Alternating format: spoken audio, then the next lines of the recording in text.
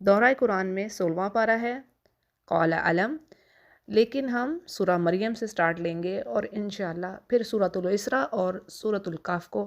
ایک سیٹنگ میں کر لیں گے۔ تو جی سورہ مریم کو شروع کرتے ہیں۔ الحمدللہ والصلاة والسلام علی رسولہ وعلی آلہ واصحابہ اجمعین۔ اعوذ باللہ من الشیطان الرجیم، بسم اللہ الرحمن الرحیم۔ اس سورہ کی اہمیت میں ایک واقعہ ہے، جب مسلمان ہجرت کر کے حبشہ کی طرف گئے تو حبشہ کے بادشاہ نجاشی اور جو اس کے امراء تھے، جب ان کے سامنے سورہ مریم کا پہلا حصہ جعفر بن ابی طالب رضی اللہ عنہ نے پڑھ کر سنایا تو ان سب کی داڑھیاں آنسوؤں سے تر ہو گئیں، اور اس پر نجاشی کہنے لگا کہ یہ قرآن اور جو عیسیٰ علیہ السلام لے کر آئے ہیں سب ایک ہی مشعل کی کرنیں ہیں، یعنی یہ ایک ہی اس کا سورس ہے، یعنی یہ اللہ ہی کی طرف سے کتاب آئی ہے، یہ مقصد تھا۔ اچھا جی، پہلی آیت کو دیکھتے ہیں۔ کاف ہا یا عین صاد حروف المقاطعات ہیں۔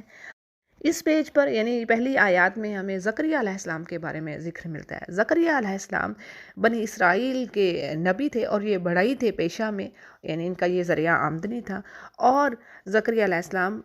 مریم علیہ السلام کے خالو تھے، اور آپ ہی نے مریم علیہ السلام کی یعنی کفالت کی، ان کی تربیت کی، اور آپ بے اولاد تھے، یعنی آپ کی بیوی بانجھ تھی اور آپ بڑھاپے کے پاس آ پہنچے تھے اور اولاد کی خواہش رکھتے تھے، تو تاکہ وہ آپ کے بعد یعنی نبوت کی جو وراثت ہے اس کو سنبھال سکے، یعنی نبوت کے کاموں کو آگے پہنچا سکے، جو کہ آپ خود بھی نبی تھے۔ اللہ فرماتے ہیں کہ یہ ذکر ہے یہاں پر تیرے رب کی رحمت کا جو اس نے اپنے بندے زکریا پر کی، اور جب زکریا علیہ السلام نے اپنے رب کو خفیہ یعنی چپکے چپکے پکارا۔ خفیہ دعا جو ہے یہ دعا اللہ کو زیادہ پسند ہے، اکارڈنگ ٹو جیسے تفسیر میں بات آ رہی ہے، کیونکہ اس میں خشوع اور خضوع زیادہ ہوتا ہے، اور خاص کر یہ زکریا علیہ السلام کے ساتھ ورڈز آئے تو اس کی ریزن یہ بھی تھی کہ ان کو یہ ڈر تھا کہ کہیں لوگ ان کو بیوقوف نہ کہیں گے کہ یہ بڑھاپے میں اولاد مانگ رہے ہیں، جبکہ اولاد ہونے کے تمام جو دنیاوی جو اسباب تھے وہ ختم ہو چکے تھے، وہ ممکن نہیں نظر آ رہے تھے۔ تو کیا وہ کہتے ہیں کہ اے میرے رب، میری ہڈیاں کمزور ہو گئی ہیں اور سر بڑھاپے کی وجہ سے بڑا ٹوٹا ہے، یعنی جس طرح لکڑی آگ سے بڑا ٹوٹتی ہے اس طرح میرا سر سفید بالوں کی وجہ سے بڑا ٹوٹا ہے، اور لیکن میں تجھ سے مانگ کر کبھی محروم نہیں رہا، یعنی اللہ کی طرف سے مایوسی کبھی نہیں آئی کہ ظاہری اسباب اگینسٹ جا رہے ہیں لیکن اس کے باوجود بھی وہ مایوس نہیں تھے، اور کہنے لگے کہ مجھے اپنے مرنے کے بعد اپنے قرابت والوں کا یعنی قریب والوں کا ڈر ہے۔ تو یہ ڈر کیا تھا؟ یعنی ان کو اس بات کا ڈر تھا کہ میرے جو رشتہ دار ہیں، قرابت دار لوگ ہیں، وہ تو اس چیز کے اہل نہیں ہیں، کس چیز کے؟ یعنی نبوت کے، کیونکہ ان کے قرابت داروں میں کوئی اس قابل ہی نہیں تھا کہ وہ لوگوں کو گائیڈنس دے سکے، واعظ و نصیحت کر سکے، یعنی نبوت کی یہ جو وراثت ہے اس کو سنبھال سکے، اور کہنے لگے کہ میری بیوی بانجھ ہے اور مجھے تو اپنے پاس وارث عطا فرما، اور میرے وارث کو یعقوب کی خاندان میں سے کر، اور میرے رب تو اسے مقبول بندہ بنا لے، یعنی اس کو بھی تو چوز کر لے، صالحین میں سے کر دے۔ اس پر اللہ سبحانہ تعالیٰ زکریا علیہ السلام کو ایک بچے کی خوشخبری دیتے ہیں جس کا نام یحییٰ اللہ نے رکھا، اور فرمایا کہ اس نام کو پہلے ہم نے کسی کو نہیں دیا، یعنی یحییٰ نام سب سے پہلے یحییٰ علیہ السلام ہی کا تھا، اور زکریا اس پر کہنے لگے کہ اے میرے رب، میرے ہاں لڑکا کیسے ہوگا؟ میری بیوی تو بانجھ ہے اور خود میں شدید یعنی بڑھاپے کی طرف پہنچ چکا ہوں۔ یہاں پر ورڈ آیا عاقر، یعنی میری بیوی بانجھ ہے۔ عاقر اس عورت کو کہتے ہیں جو بڑھاپے کی وجہ سے اولاد جننے کی صلاحیت سے محروم ہو چکی ہو، یعنی وہ اس قابل نہ ہو کہ اولاد پیدا کر سکے، اور اس کو بھی کہتے ہیں جو شروع ہی سے بانجھ ہو۔ تو یہاں پر یہ دونوں معنوں میں لفظ آیا۔ اب زکریا علیہ السلام کی یہ بات کہنے پر یعنی اپنا بڑھاپا اور بیوی کے بانجھ ہونے کا عذر رکھنے کے باوجود اللہ نے فرمایا یہ وعدہ ہو چکا، تیرے رب نے کہہ دیا ہے، بس اب یہ چیز مجھ پر آسان ہے، اور تو خود جبکہ کچھ نہ تھا تو میں نے تجھے پیدا کیا ہے، یعنی اس میں تعجب کی کیا بات ہے؟ اللہ کے لیے کوئی کام مشکل نہیں ہے، وہ قادر ہے ہر چیز پر۔ یہ دنیاوی اسباب، یہ زمان و مکان جو ہے، یہ عمریں آپ کہہ لیں یا بڑھاپا، یہ سب تو یہ دنیا کی چیزیں ہیں۔ اللہ تو معجزات بھی دکھاتا ہے نا، نبیوں کے ہاتھوں معجزات کیا ہوتے ہیں؟ وہ چیز جس کو عقل تسلیم نہیں کر سکتی اور جو انسان کے بس کی بات نہیں ہوتی، تو وہ جب وہ سارے کام کر سکتا ہے تو یہ کیوں نہیں؟ اچھا جی، اس بات پر زکریا علیہ السلام کہتے ہیں کہ اے میرے رب، میرے لیے کوئی پھر آپ علامت مقرر کیجیے۔ تو اس پر کہا گیا کہ آپ کے لیے علامت یہ ہے کہ باوجود بالکل ٹھیک ہونے کے، تندرست ہونے کے، آپ 3 راتوں تک کسی شخص سے بات نہ کر سکیں گے، یعنی بول نہ سکیں گے۔ تو یہ تھی نشانی، علامت، خوشخبری کے دن قریب آ گئے۔ تو زکریا علیہ السلام حجرے سے نکل کر اپنی قوم کے پاس آئے اور انہیں اشارہ کرتے ہوئے کہتے ہیں کہ تم صبح شام اللہ کی تسبیح بیان کرو۔ اور آگے جی یحییٰ علیہ السلام کے بارے میں ذکر ہے کہ اللہ فرماتے ہیں یحییٰ کو ہم نے کہا کہ کتاب کو مضبوطی سے تھامو، اور ہم نے اسے بچپن ہی سے دانائی یعنی عقل مندی، شعور، دین کی سمجھ بوجھ، کتاب کے احکامات، نبوت وغیرہ، یہ ساری چیزیں اس میں داخل ہیں۔ مزید صرف بیان ہوتی ہے یحییٰ علیہ السلام کی کہ اللہ تعالیٰ نے ان میں شفقت، مہربانی کا جذبہ بے انتہا رکھ دیا تھا، یعنی اپنے والدین اور اپنے قریب والوں پر آپ بڑے شفقت اور مہربانی سے پیش آتے، اور آپ نفس کی گندگیوں سے، گناہوں سے پاک تھے، یعنی اللہ نے آپ کو بڑا پرہیزگار بنایا، اور اپنے ماں باپ سے بے حد نیک سلوک کرنے والے، اور کہا گیا کہ وہ سرکش نہ تھے، گنہگار نہ تھے۔ یعنی یہاں پر ایک چیز آ رہی ہے ہمارے لیے سیکھنے کو کہ اس آیت میں یحییٰ علیہ السلام کو کہا گیا کہ وہ والدین کے ساتھ نیکی کرنے والے تھے، اور وہ جبار نہیں تھے، یعنی سخت دل نہیں تھے۔ تو اس کا مطلب ہے جو اس کے اپوزٹ ہے، یعنی جس کے دل میں والدین کے لیے محبت، مہربانی اور اطاعت کا یعنی یہ فیلنگز نہیں ہیں، تو وہ اس چیز میں آئے گا، سخت دل ہونا، اللہ کی رحمت سے، فضل سے محرومی ہونا۔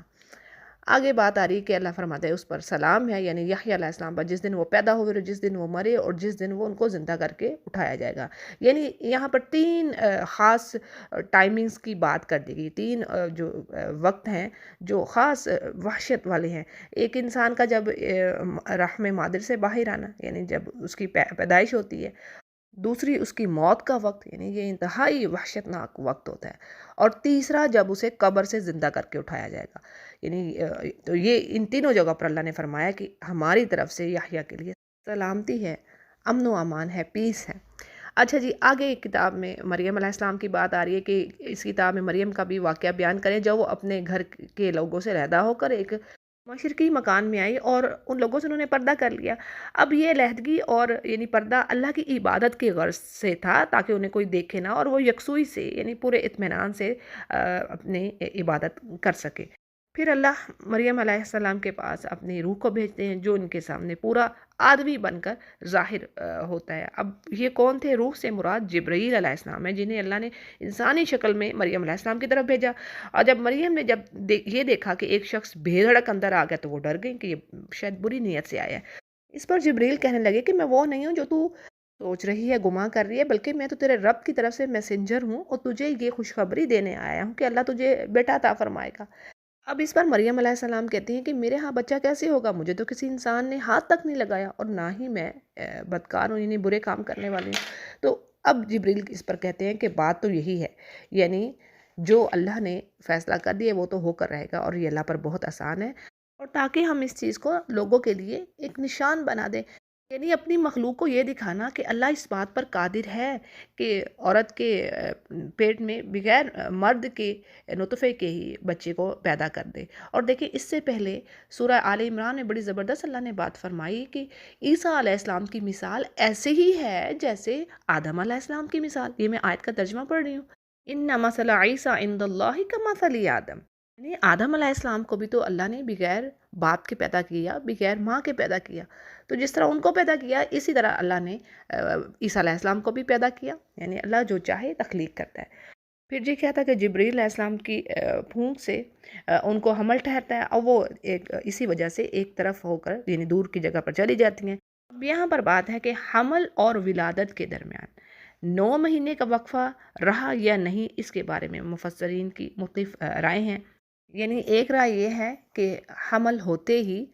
پریگننٹ ہوتے ہی انہوں نے یعنی ان کی پیدائش ہوگی عیسیٰ علیہ السلام کی، اور بعض یہ کہتے ہیں کہ ایسا نہیں ہے، یعنی حمل ٹھہرنے کے بعد اسی طرح جیسے 9 ماہ بچہ ماں کے پیٹ میں رہتا ہے، اسی طریقے سے آپ کی اس کے بعد پیدائش ہوئی۔ اب جب مریم علیہ السلام پر حیض کا وقت آتا ہے تو وہ کھجور کے ایک تنے کے نیچے آ جاتی ہیں، اور بے ساختہ ان کی زبان سے یہ بات نکلتی ہے کہ اس سے پہلے میں مر گئی ہوتی، اور لوگوں کی یاد سے بھی میں بھولی بسری ہو جاتی۔ اب موت کی یہاں پر آرزو کرنا، اس کی ریزن مفسرین نے یہ بتائی ہے کہ وہ اس تصور سے بھی پریشان تھی کیسے وہ بچے کو لے کر سب کے سامنے جائیں گی اور کیا بتائیں گی، کیونکہ وہ تو ایک عابدہ اور زاہدہ کے طور پر یعنی بہت ہی نیک خاتون کے طور پر جانی جاتی تھی۔ تو تب انہوں نے یہ الفاظ بولے۔ اتنے میں سے نیچے سے آواز دی گئی کہ آپ پریشان نہ ہو، غم نہ کریں، آپ کے رب نے آپ کے پاؤں کے نیچے ایک چشمہ جاری کر دیا، اور آپ اس تنے کو اپنی طرف ہلائیں تو یہ تازہ کھجوریں آپ کی طرف گرا دے گا، تو آپ اطمینان سے یہ کھائیں اور اپنی آنکھیں ٹھنڈی رکھیں۔ اچھا جی، یہ جو پانی کا چشمہ کا نکلنا، یہ بھی اللہ کی طرف سے یعنی ایک کرامت تھی مریم علیہ السلام کی، کہ اللہ نے چشمہ جاری کر دیا، اور آواز دینے والے جبرائیل علیہ السلام تھے جنہوں نے وادی کے نیچے سے آواز دی، اور یہ بھی ایک معجزہ تھا کہ اس کمزوری کی حالت میں یعنی مریم علیہ السلام نے اس تنے کو ہلا دیا، ورنہ کھجور کا تنا کون ہلا سکتا ہے۔ اب آگے اللہ سبحانہ تعالیٰ مریم علیہ السلام سے کہتے ہیں کہ اگر آپ کوئی شخص یعنی کوئی انسان نظر آتا ہے تو آپ یعنی جب آپ واپس کو جاتی ہیں تو آپ نے کہنا ہے کہ میں نے رحمان کے نام کا روزہ رکھا ہے، آج میں کسی سے بات نہیں کروں گی۔ اب کیا تھا کہ جب مریم علیہ السلام عیسیٰ علیہ السلام کو لی ہوئی اپنے قوم کے پاس آئیں تو سب کہنے لگے کہ مریم تو نے تو بڑی بری حرکت کی، اے ہارون کی بہن، نہ تو تیرا باپ برا تھا نہ ہی تیری ماں۔ اب یہاں پر تفسیر میں آ رہا ہے کہ ہارون سے مراد ممکن ہے کہ ان کا کوئی علاقی بھائی ہو یا عینی بھائی، یا پھر ممکن ہے ہارون سے مراد ہارون رسول ہوں جو موسیٰ علیہ السلام کے بھائی تھے۔ لوگوں کی اس بات سے کیا پتہ چلتا ہے کہ وہ لوگ مریم علیہ السلام کو بہت نیک اور تقوی والی یعنی پاکیزہ عورت سمجھتے تھے، اور وہ ایسی ہی تھی۔ اب لوگوں کی باتوں پر مریم علیہ السلام نے اپنے بچے کی طرف اشارہ کیا تو سب کہنے لگے کہ لو بھلا ہم گود کے بچے سے کیسے بات کر سکتے ہیں؟ تو اس پر بچہ بول اٹھا کہ میں اللہ کا بندہ ہوں اور اس نے مجھے کتاب عطا فرمائی ہے اور مجھے پیغمبر بنایا، یعنی ازل میں اللہ نے میرے لیے فیصلہ کر دیا ہے، لوح محفوظ میں یہ بات طے ہے کہ مجھے کتاب اور نبوت سے نوازا جائے گا، یعنی آپ نبی ہوں گے، اور مجھے بابرکت بنایا ہے جہاں بھی ہوں، اور اس نے مجھے نماز اور زکوٰۃ کا حکم دیا ہے جب تک میں زندہ رہوں، یعنی اللہ کے دین میں ثابت قدم اور لوگوں کے لیے نفع دینے والا، خیر کی بات پہنچانے والا، برائی سے روکنے والا، اور میں اپنی والدہ کا خدمت گزار ہوں، اور مجھے اللہ نے سرکش اور بدبخت نہیں بنایا۔ جیسے میں نے پیچھے بھی آپ کو ڈیٹیل دے دی کہ جو ماں باپ کا نافرمان ہے وہی سرکش اور بدبخت ہے۔ پھر عیسیٰ علیہ السلام کہتے ہیں کہ مجھ پر میری پیدائش کے دن اور میری موت کے دن اور جس دن کے میں دوبارہ زندہ کھڑا کیا جاؤں گا سلام ہی سلام ہے۔ وہی تین مواقع جو پیچھے بات ہو چکی، جس آگے کہا جا رہا ہے کہ یہ ہے صحیح واقعہ عیسیٰ ابن مریم کا، یعنی یہی حق بات ہے جس میں لوگ ڈاؤٹ کر رہے ہیں۔ حق بات تو یہ کہ وہ مریم علیہ السلام کے بیٹے ہیں اور اللہ کی روح کلیمت اللہ، اور اللہ کے لیے اولاد کا ہونا تو بالکل جائز بات نہیں ہے، وہ تو بالکل پاک ذات ہے اس سے۔ وہ تو جب کسی کام کے ہونے کا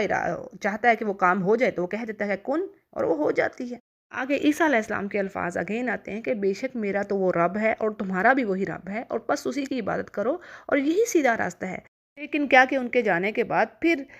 فرقوں نے اختلافات کیے، یعنی اس سے مراد اہل کتاب کے فرقے اور خود عیسائیوں کے فرقے، جنہوں نے عیسیٰ علیہ السلام کے بارے میں یعنی ان کی اوپینینز ڈیفرنٹ تھی۔ یہود کہتے تھے کہ وہ جادوگر ہیں اور ناجائز اولاد ہیں، اور اس پر وہ کسی یوسف نجار کا بھی نام لگاتے۔ نصارہ جو تھے وہ کہتے کہ وہ اللہ کے بیٹے ہیں۔ تو یہ جو سارے ڈفرینسز ہیں جی، آگے کہا جا رہا ہے کہ آج تو دنیا میں یہ حق کو دیکھنے اور سننے سے قاصر ہیں اور اندھے اور بہرے بھی ہو رہے ہیں، لیکن آخرت میں پھر کیا ہوگا کہ خوب دیکھنے والے ہوں گے، سننے والے ہوں گے، لیکن پھر یہ چیزیں کوئی فائدہ نہ دیں گے۔ اور آگے کہا جا رہا ہے کہ اے نبی انہیں اس دن کا ڈر سنا دیجئے جب کام انجام کو پہنچ جائیں، یعنی کہ ہر چیز کا اللہ اس دن فیصلہ کرے گا اور یہ لوگ غفلت میں اور بے ایمانی ہی میں رہ جائیں گے۔ اچھا، قیامت کا دن کو یہاں پر یوم الحسرہ بھی کہا گیا ہے، ٹھیک ہے، یوم الحسرہ، حسرت، ہر شخص حسرت کرے گا اس دن۔ کیسے بھلا؟ یعنی جو کافر ہیں وہ تو حسرت کریں گے ہی کہ کاش نیک اعمال کر کے لاتے، پیچھے پڑھ لیا کئی جگہوں پر ہم نے، اور اسی طرح جو نیک لوگ ہوں گے نا وہ بھی حسرت کریں گے کہ کاش انہوں نے مزید نیکیاں کمائی ہوتی ہیں۔ ٹھیک ہے، بات سمجھ آ گئی؟ اسی لیے اس کو یوم الحسرہ کہا جاتا ہے۔ بس اللہ تعالیٰ ہمیں نیک اعمال پر جمائے رکھے اور ان میں سے کرے جن لوگوں پر کوئی خوف نہ ہوگا نہ کوئی غم ہوگا، آمین یا رب۔ اچھا جی، آگے اللہ فرما رہے ہیں کہ خود زمین کے اور تمام زمین والوں کے وارث تو ہم ہی ہیں، سب کو ہماری طرف لوٹ کر آنا ہے۔ اگلی آیات میں ابراہیم علیہ السلام کی سٹوری بیان ہو رہی ہے۔ کہا جا رہا ہے کہ ابراہیم علیہ السلام کا ذکر کیجئے کتاب میں کہ بے شک وہ اللہ کے سچے نبی تھے۔ اب دیکھیں جو صدیق ہے نا، صدیق کا لفظ سچائی سے آ رہا ہے، یعنی بہت سچا ہونا، اپنے قول و عمل میں ایک جیسا ہونا، جو بات کوئی کہہ رہا ہے اسی طرح وہ اس کو کر رہا ہے، اور صدیقیت کا یہ جو مقام ہے نبوت کے بعد سب سے اعلیٰ یعنی اعلیٰ مقام ہے یہ۔ ہر نبی اور رسول اپنے وقت کا سب سے بڑا سچا امانت دار ہوتا ہے، اسی لیے اس کو صدیق کہتے ہیں۔ آگے کہا جا رہا ہے کہ جب ابراہیم علیہ السلام نے اپنے باپ سے کہا کہ اے میرے ابا، تم کس چیز کی پوجا کر رہے ہو؟ یعنی نہ تو وہ سنتے ہیں، نہ ہی وہ دیکھتے ہیں، نہ ہی آپ کو کسی قسم کا فائدہ پہنچاتے ہیں۔ تو اے میرے مہربان باپ، آپ دیکھیے میرے پاس وہ علم آیا جو آپ کے پاس نہیں ہے، یعنی اللہ کی معرفت، یعنی وہ ایک اللہ ہے۔ یہ ہے اللہ کی معرفت کہ انسان جان جائے کہ وہی ایک رب ہے، وہی ایک ہستی ہے جو سب کو پیدا کرنے والی ہے۔ اور پھر ان کو اللہ نے نبوت بھی عطا فرمائی۔ تو وہ کہنے لگے کہ میرے پاس وہ علم ہے جو آپ کے پاس نہیں آیا، تو آپ میری بات مانیں، بالکل سیدھی راہ کی طرف میں آپ کو لے کر چلوں گا۔ اور اے میرے باپ، آپ شیطان کی پوجا چھوڑ دیں۔ شیطان تو اللہ کے رحم سے یعنی بڑا ہی دور ہے اور بڑا ہی نافرمان ہے وہ اللہ کا۔ اور پھر کہتے ہیں کہ ابا مجھے خوف ہے کہ آپ پر کوئی عذاب نہ آ پڑے، آپ تو شیطان کے ساتھی ہیں۔ یعنی ابراہیم علیہ السلام کو یہ خوف تھا کہ اگر میرے باپ کو اسی حالت میں موت آ گئی، یعنی کفر کی حالت میں ہی موت آ گئی، تو اللہ کے عذاب سے انہیں کوئی نہ بچا سکے گا۔ اور ایک بات کو بھی سمجھیے گا کہ جو چیزیں ابراہیم علیہ السلام ان کو بتا رہے ہیں اپنے باپ کو، اس میں پورے ادب و احترام کے جو تقاضے ہیں وہ پورا یعنی ان کا خیال کرتے ہوئے آپ ان سے بات کر رہے ہیں، اپنے باپ سے بڑے ہی میٹھے اور نرم لہجے میں آپ بات کر رہے ہیں۔ اور یہ جو باتیں ہیں ہم نے کئی جگہوں پر پڑھی ہیں، سورہ شعراء میں بھی پڑھی، سورۃ الحج میں بھی پڑھی۔ اب ان باتوں پر باپ کیا جواب دیتا ہے؟ یعنی وہ کہتا ہے کہ اے ابراہیم، تو میرے معبودوں سے منہ پھیر رہا ہے، اگر تو باز نہ آئے تو میں تجھے پتھروں سے مار ڈالوں گا، اور ایک مدت تک تو مجھ سے علیحدہ ہو جا، یعنی مجھے میرے حال پر چھوڑ دے، میں نے تو تیرے پیچھے نہیں آنا۔ اور اس پر ابراہیم علیہ السلام کہتے ہیں کہ اچھا، تو آپ پر سلام ہو، اور میں اپنے رب سے آپ کے لیے بخشش ہی کی دعا کروں گا، اور وہ مجھ پر بڑا مہربان ہے۔ اور یہ جو دعا ابراہیم علیہ السلام نے مانگی اپنے باپ کے لیے کہ میں دعا کروں گا بخشش کی، تو یہ اس وقت تھی جب آپ کو اس چیز کا علم نہیں تھا کہ مشرک کے لیے مغفرت کی دعا کرنے سے اللہ نے روک دیا ہے۔ تو یہ اس وقت کی دعا تھی۔ اب کیا تھا؟ ابراہیم علیہ السلام کہنے لگے کہ میں تو تمہیں اور جن جن کو تم اللہ کے سوا پکار رہے ہو، پوج رہے ہو، میں ان سب کو چھوڑ کر جا رہا ہوں، اور میرا رب، میں اپنے رب کو پکارتا ہوں، اور مجھے یقین ہے کہ میں اپنے رب سے جو بھی مانگوں وہ مجھے عطا کرتا ہے، مطلب میں محروم نہیں رہتا۔ اب اللہ فرماتے ہیں کہ جب ابراہیم نے ان سب کو اور یعنی ان تمام معبودوں کو چھوڑا، تو اللہ نے انہیں اسحاق اور یعقوب علیہ السلام عطا فرمائے اور ان دونوں کو نبی بنایا۔ یعنی تفسیر میں بات آ رہی ہے کہ ابراہیم علیہ السلام نے اللہ کی خاطر گھر کو چھوڑا، اپنے وطن کو چھوڑا، پیاروں کو چھوڑا، تو اب اللہ نے ان کو دونوں بیٹے عطا کیے تاکہ ان سے محبت اور انس پیدا ہو، اور جو اپنوں کی جدائی ہے جو وہ چھوڑ کے آئے ہیں، وہ اس کا صدمہ کم ہو جائے، بھلا دے وہ اس چیز کو۔ اور پھر مزید ان کے بیٹوں کو اللہ نے یعنی اپنی رحمتوں سے نوازا، نبوتیں ان میں سے کی، پے در پہ نبی آئے، ایک کے بعد ایک نبی۔ یہ اللہ نے ابراہیم علیہ السلام کی آل پر بے انتہا رحمت کی، ان کو فضیلت دی۔ اور یہاں پر بات آ رہی کہ اللہ نے ان کے ذکر جمیل کو بلند کر دیا۔ اچھا جی، آگے پھر موسیٰ علیہ السلام کا ذکر آ رہا ہے کہ اس میں موسیٰ علیہ السلام کا بھی ذکر کیجیے، جو کہ چنے ہوئے تھے اور رسول تھے اور اللہ کے نبی تھے۔ جب اللہ نے ان کو کوہ طور کی دائیں جانب سے آواز دی اور یعنی آپ کو نبوت عطا کی، اپنے قریب کیا، اور خاص مہربانی سے اللہ نے آپ کے بھائی کو بھی نبوت عطا فرما دی۔ پھر جی ذکر ہے آگے اسماعیل علیہ السلام کا، یعنی یہاں پر انبیاء کا ذکر ہے، ٹھیک ہے جی، یعنی ایک ہی طرح کی آیات آئیں گی۔ تو اسماعیل علیہ السلام کے بارے میں آتا ہے کہ اللہ فرماتے وہ بھی اپنے وعدے کے سچے تھے اور رسول تھے اور نبی تھے، اور اپنے گھر والوں کو وہ نماز کا حکم کرتے، اچھائی کا یعنی حکم کرتے، اور اپنے رب کی بارگاہ میں وہ پسندیدہ اور مقبول تھے۔ اسی طرح جی ادریس کا اللہ فرما رہے ہیں کہ وہ بھی نیک کردار کے پیغمبر تھے، اور اللہ نے ان کو بلند مقام پر اٹھا لیا۔ بلند مقام پر اٹھانے کے بارے میں یہاں پر یہ بات آ رہی کہ بعض مفسرین کہتے ہیں کہ انہیں آسمان پر اٹھا لیا گیا جس طرح عیسیٰ علیہ السلام کو اٹھایا گیا، کیونکہ اسرائیلی روایات میں ان کے آسمان پر اٹھائے جانے کا ذکر ملتا ہے، لیکن یہاں پر ہمارے پاس صحیح حدیث سے ایسی کوئی بات ہمیں نہیں ملتی۔ بہرحال صحیح بات یہی پتہ چلتی ہے کہ اس سے مراد مرتبہ یعنی ان کا جو بلند مرتبہ ہے، یعنی ایک رائے یہ بھی ہے۔ اب دیکھیں یہاں پر چند انبیاء کے نام ہیں، لیکن اس کے علاوہ بھی بہت سارے انبیاء اللہ تعالیٰ نے پیدا فرمائے، اور اللہ فرما رہے ہیں کہ یہ وہ انبیاء ہیں جن پر اللہ نے فضل و کرم کیا، اور جو اولاد آدم میں سے ہیں اور ان لوگوں کی نسل سے ہیں جنہیں ہم نے نوح کے ساتھ کشتی پر چڑھایا، اور اولاد ابراہیم اور یعقوب، اور ہماری طرف سے ہدایت یافتہ یہ لوگ ہیں اور پسندیدہ لوگ ہیں۔ یعنی دیکھیں نوح علیہ السلام کے ساتھ جو لوگ بچے تھے، باقی تو سب ڈوب گئے نا، اب ان کی نسل سے ہی آگے آ رہے ہیں، ٹھیک ہے، آدم کی اولاد ہیں، لیکن بعد میں سب کی سب غرق ہوئی۔ اب جو نوح علیہ السلام کی اولاد تھی، جو نیک لوگ تھے، اب ان میں سے سارے لوگ چل رہے ہیں۔ اور پھر ابراہیم علیہ السلام کی آل، سورہ آل عمران میں ہم پڑھیں گے کہ ابراہیم علیہ السلام کی آل کو اللہ نے چنا اور عمران علیہ السلام کی اولاد کو اللہ نے چنا۔ اچھا جی، آگے اللہ فرماتے ہیں کہ یہ سب میرے بندے جب ایسے ہیں کہ جب رحمان کی آیتیں ان کے سامنے تلاوت کی جاتی ہیں تو یہ سجدہ کرتے ہیں اور روتے اور گر گراتے ہیں۔ یہاں پر سجدہ کرنا، جب آپ تلاوت کر رہی ہوں تو سجدہ کرنا سننا ہے۔ پھر آگے بات آ رہی ہے جی اس کے اپوزٹ، یعنی ان کے بعد کچھ ایسے ناخلف لوگ آئے جنہوں نے اپنی نمازوں کو ضائع کیا، شہوات میں پڑے رہے، اپنے ڈیزائرز کے پیچھے رہے، اور عنقریب وہ یعنی عذاب کا مزہ چکھیں گے، سوائے ان لوگوں کے جنہوں نے توبہ کر لی، پلٹ آئے، اللہ کی طرف ایمان لائے، عمل صالح کیے، پس ان کے لیے اللہ تعالیٰ فرماتے ہیں کہ جنت میں وہ داخل ہوں گے اور ان کی ذرا سی بھی حق تلفی نہ کی جائے گی۔ اور جنت عدن وہ ہے جس کا وعدہ رحمان نے کیا اپنے بندوں سے بالغیب، یعنی بن دیکھے وہ ایمان رکھ رہے ہیں، اور بے شک اللہ کا وعدہ پورا ہو کر رہے گا۔ پھر جنت کی مزید کوالٹیز بیان ہو رہی ہیں کہ وہاں پر نہ کوئی لغو بات سننے کو ملے گی، اور سوائے یہ کہ سلام، سلامتی، سلام، اور وہاں پر رزق ہوگا ان کے لیے صبح اور شام کو، یعنی جو وہ چاہیں گے وہاں پر ملے گا، جیسے اللہ نے کئی جگہوں پر فرمایا۔ اور یہ ہے وہ جنت جس کا ہم وارث بنائیں گے ان لوگوں کو جو متقی ہیں۔ اب دیکھیں یہاں پر حدیث کے الفاظ ہیں کہ جنت میں داخل ہونے والے پہلے گروہ کی شکلیں 14ویں رات کے چاند کی طرح ہوں گی، وہاں انہیں نہ تھوک آئے گی، نہ رینٹ، نہ بول بازار، اور ان کے برتن اور کنگھیاں سونے کی ہوں گی، اور ان کا بخور یعنی خوشبودار لکڑی کا ہوگا، اور ان کا پسینہ کستوری کی طرح ہوگا،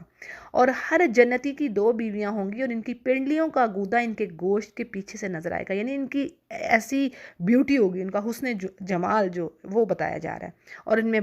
جو آپس میں نا بغض نہیں ہوگا، ہیٹ اور جیلسی نہیں ہوگی، اور ان کے دل ایک طرح ہوں گے، صبح اور شام اللہ کی تسبیح کریں گے۔ یہ صحیح بخاری روایت کر رہے ہیں۔ تو سبحان اللہ، یہ ہے نعمت جنت کی۔ تو اللہ سے دعا ہے کہ اللہ تعالیٰ ہمیں جنت الفردوس کا اونچا درجہ عطا فرمائے۔ اعمال تو ہمارے ہیں نہیں، لیکن اس کا کرم اور فضل ہے،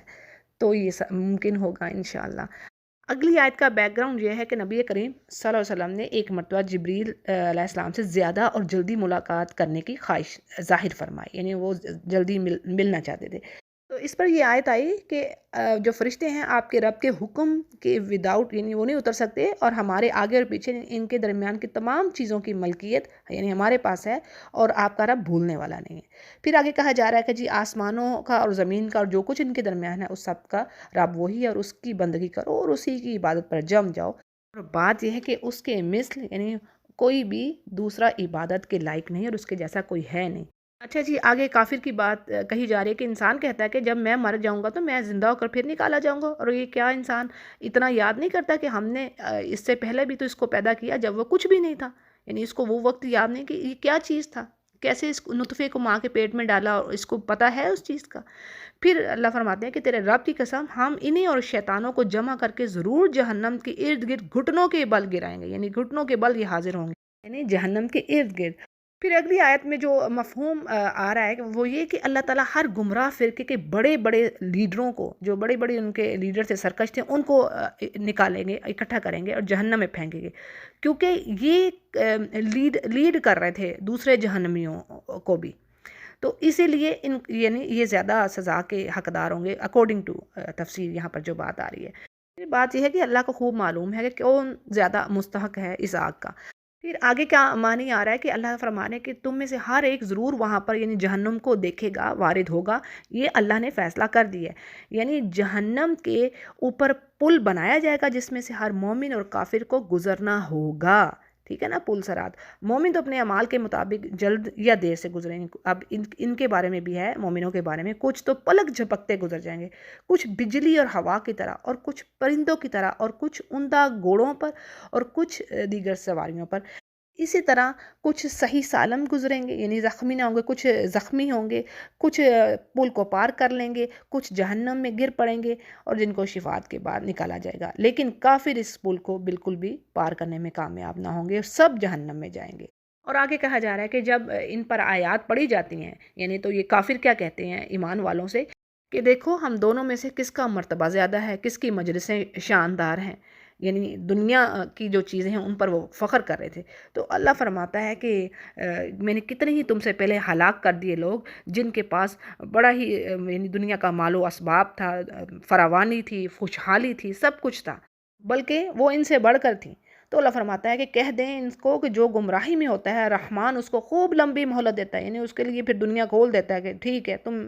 کرو جو تم نے کرنا ہے، یعنی یہاں پر تمہیں مہلت دی جا رہی ہے، لیکن اس وقت پھر پتہ لگے گا جب یہ مہلت ختم ہوگی کہ عذاب اب کس کی طرف آ رہا ہے، کون برے مرتبے والا اور کون کس کا جتھا کمزور ہے۔ دیکھیے بات وہی کہ یہ دنیا کی جو رونقیں ہیں نا اس پر فدا نہیں ہو جانا، یہ نہیں سمجھنا کہ جس کو دنیا ملی ہے تو سمجھو اس کے لیے تو اللہ بڑا خوش ہے اس پر، نہیں،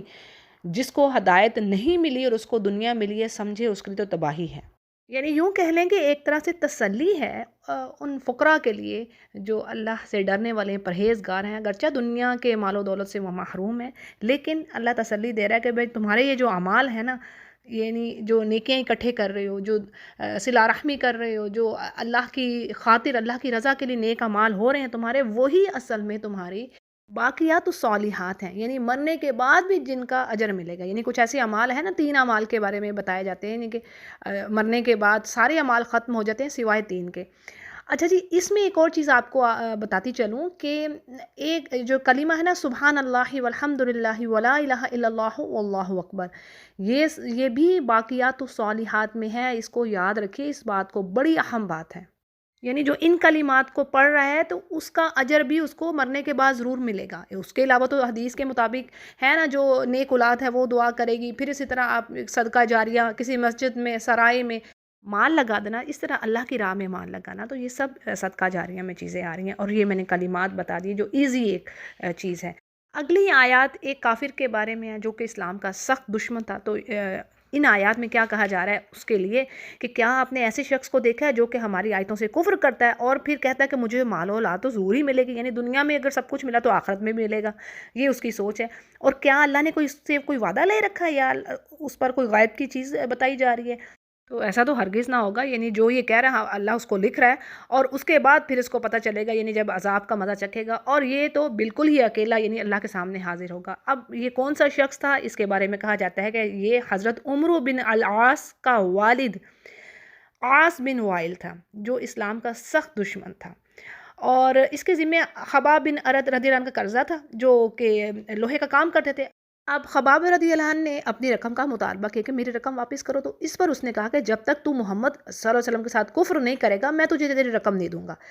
اب اس پر خباب رضی اللہ عنہ نے کہا کہ یہ کام تو میں ہرگز نہ کروں گا چاہے تو مر کر دوبارہ بھی زندہ ہو۔ تو پھر اس نے کہا کہ اچھا پھر ایسے ہی صحیح، یعنی وہ رقم نہیں دے رہا تھا، تو اس نے کہا کہ اچھا ایسے ہی صحیح، جب مجھے مرنے کے بعد دوبارہ اٹھایا جائے گا اور وہاں مجھے مال و اولاد بھی ملیں گے تو میں تجھے تیری رقم واپس کروں گا۔ اس کو بخاری روایت کر رہے ہیں اس واقعے کو۔ تو اللہ فرماتے ہیں کہ جنہوں نے اللہ کے سوا دوسرے معبود بنا رکھے ہیں کہ کیا وہ ان کے لیے باعث عزت ہوں، یعنی وہ چاہتے ہیں کہ ان سے عزت حاصل کریں، لیکن ایسا ہرگز نہیں ہو سکتا، وہ تو بلکہ قیامت کے روز تو ان کی پوجا سے بھی وہ مکر جائیں گے اور الٹے ان کے دشمن بن جائیں گے، یہ بھی پڑھ لیا ہم نے کئی جگہوں پر۔ اور پھر کہا جا رہا ہے کہ کیا آپ نے دیکھا نہیں کہ ان کافروں کے پاس شیطانوں کو ہم بھیجتے ہیں جو انہیں خوب پھر یعنی بھڑکاتے ہیں، اکساتے ہیں، ان کو یعنی گمراہ کرتے ہیں مزید۔ کہا جا رہا ہے کہ آپ ان کے بارے میں جلدی نہ کریں، یعنی ہم تو خود ہی ان کے لیے ایک ٹائم جو ہے وہ شمار کر رہے ہیں، پھر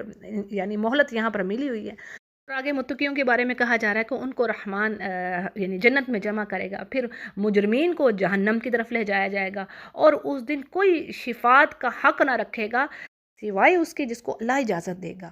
اور وہ تقوی اور ایمان میں بڑھ کر ہونے والا ہوگا، یعنی جو سچا ہوگا اللہ تعالیٰ اسے ہی اجازت دے گا نا۔ اور یہ کئی بار میں نے بات بتا دی کہ کس کس کو شفاعت کا حق ملے گا اس دن۔ آگے اللہ فرماتے ہیں کہ یہ رحمان کا بیٹا بناتے ہیں اور یہ ایسی بڑی بات منہ سے نکالتے ہیں، یعنی بھاری چیز لا رہے ہیں کہ اس بات کی وجہ سے قریب ہے کہ آسمان پھٹ جائے اور زمین شق ہو جائے اور پہاڑ ریزے ریزے ہو جائیں، کہ یہ کہتے ہیں کہ رحمان اولاد رکھتا ہے، اور یہ تو اللہ کی شان کے لائق ہی نہیں ہے۔ آسمان و زمین جو بھی ہیں سب کے سب اللہ کے غلام ہیں، اور سب کو اللہ نے گھیر رکھا ہے اور سب کو پوری طرح گن بھی رکھا ہے، یعنی یہ ساری اللہ کی مخلوق ہے۔ اور کہا جا رہا ہے کہ سب کے سب قیامت کے دن اکیلے اکیلے اللہ کے سامنے حاضر ہوں گے، یعنی کوئی حمایتی نہ ہوگا، کوئی مددگار نہ ہوگا، مال و دولت، رشتہ داریاں کچھ کام نہ آئیں گی، اور یہ کئی بار ہم نے بات پڑھ لی پیچھے۔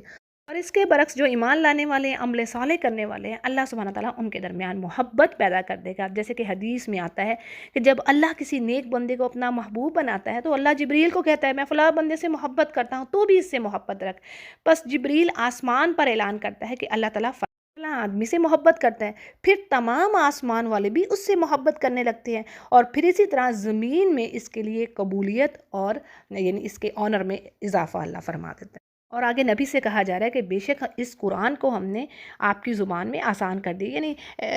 عربی قرآن ہے اور عربی ہی بولنے والا پیغمبر ہے۔ اور دوسری بات یہ کہ قرآن کو اللہ نے عجمی کے لیے بھی آسان بنایا، وَلَقَدْ يَسَّرْنَا الْقُرْآنَ لِلذِّكْرِ فَهَلْ مِن مُدَّكِرٍ، یعنی اللہ نے قرآن کو واقعی آسان کیا، اس کو پڑھنا، سمجھنا اور حفظ کرنا۔ سبحان اللہ، ایک کام تو ہے لیکن آسان ہے۔ دنیا کی کوئی کتاب ایسی نہیں جس کو آپ زیر زبر کے ساتھ مطلب چھوٹی چھوٹی چیز کے ساتھ کہنے کا مقصد یہ ہے آپ اس کو حفظ کر لیں۔ یہ اللہ کا معجزہ ہے کہ یہ ایسے دل میں مومن کے جمع ہو جاتی ہے۔ تو یہ ہے اللہ تعالیٰ کا کرم، اور اس کے احکامات بھی آسان ہیں، سمجھنا، پڑھنا، تدبر کرنا آسان ہے۔ اچھا جی، آگے اللہ فرماتے ہیں تاکہ اے نبی آپ ان لوگوں کو ڈرائیے جو کہ جھگڑالو ہیں، اور پرہیزگاروں کو خوشخبری دیجیے۔ اور ہم نے آپ سے پہلے بہت سی امتیں یعنی جماعتیں تباہ کی ہیں، اور کیا ان میں سے کسی کی بھی آپ آہٹ پاتے ہیں یا آواز بھی آپ کے کانوں تک پڑتی ہے؟ یعنی بات یہ کہ کوئی بھی ان کو نہ آنکھوں سے دیکھ سکتا ہے نہ ہاتھوں سے چھو سکتا ہے، یعنی ان کا وجود ہی دنیا میں ختم ہو گیا۔ کیسے اللہ تعالیٰ نے ان کو فنا کر کے رکھ دیا، اور کیا کہ اللہ نے ان کو نعمتیں اور دنیا کے آسائشیں دے رکھی تھی، لیکن اللہ کے نافرمانوں کا انجام یہ ہے۔ اچھا جی، سورہ مریم ہماری مکمل ہوئی۔ سورہ طٰہٰ کو شروع کرتے ہیں۔ بسم اللہ الرحمن الرحیم۔ پہلی آیت کو دیکھتے ہیں۔ طٰہٰ، یہ حروف المقطعات ہیں۔ اچھا جی، ان کے بارے میں کہا جاتا ہے کہ یہ نبی کریم صلی اللہ علیہ وسلم کا نام ہے، جبکہ ایسا صحیح حدیث سے ثابت نہیں ہے۔ اسی طرح اس کی اہمیت میں ایک بات یہ بھی آتی ہے کہ عمر رضی اللہ عنہ کے اسلام قبول کرنے کے بہت سارے جو اسباب یعنی ریزنز بتائی جاتی ہیں، ان میں سے ون آف دا ریزنز ایک یہ بھی ہے کہ انہوں نے اپنی بہن کے گھر میں یہ سورہ طٰہٰ سنی تھی اور اس سے متاثر ہوئے تھے۔ اگلی آیات کا مفہوم ہے کہ اللہ فرما رہے ہیں اے نبی یہ قرآن آپ پر اس لیے نہیں اتارا کہ آپ مشقت میں پڑ جائیں، یعنی جو اسلام نہیں لا رہا تو آپ اس کے پیچھے اپنی جان تو ہلاک نہیں کریں گے، بلکہ یہ تو ایک نصیحت ہے، یاد دہانی ہے۔ جو بھی جس کا بھی دل اللہ سے خوف کھائے تو وہ اس کو قبول کرتا ہے۔ اور آگے بات ہے جی کہ بے شک اس کتاب کا اتارنا اس ذات کی طرف سے ہے جس نے زمین اور بلند آسمانوں کو پیدا کیا، اور جو رحمان ہے اور عرش پر قائم ہے۔ اچھا جی، عرش پر کس طرح یعنی اللہ قائم ہے، اس کی کیفیت کسی کو معلوم نہیں، یعنی کچھ صورتوں میں ہمیں اس کے بارے میں کچھ ڈیٹیل ملتی ہے، لیکن جو صحیح طریقے سے کیفیت کیا ہے وہ معلوم نہیں۔ اور جو اسی کے ملکیت میں ہے آسمان و زمین اور جو کچھ اس کے درمیان میں ہے، اور یعنی ہر ایک چیز کا وہی مالک ہے، اسی نے تو بنائی ہے، وہ کائنات کا بادشاہ ہے۔ اور اگر کوئی اونچی آواز میں ہی بات کر رہا ہے یا پوشیدہ، بلکہ اس سے بھی پوشیدہ چیز کو بھی وہ بخوبی جانتا ہے، اور وہی تو ہے رب جس کے سوا کوئی معبود، اور تمام زبردست نام اسی کے ہیں، یعنی تمام زبردست صفات، خوبصورت جو بھی ایٹریبیوٹس ہیں وہ سب اللہ کے ہیں۔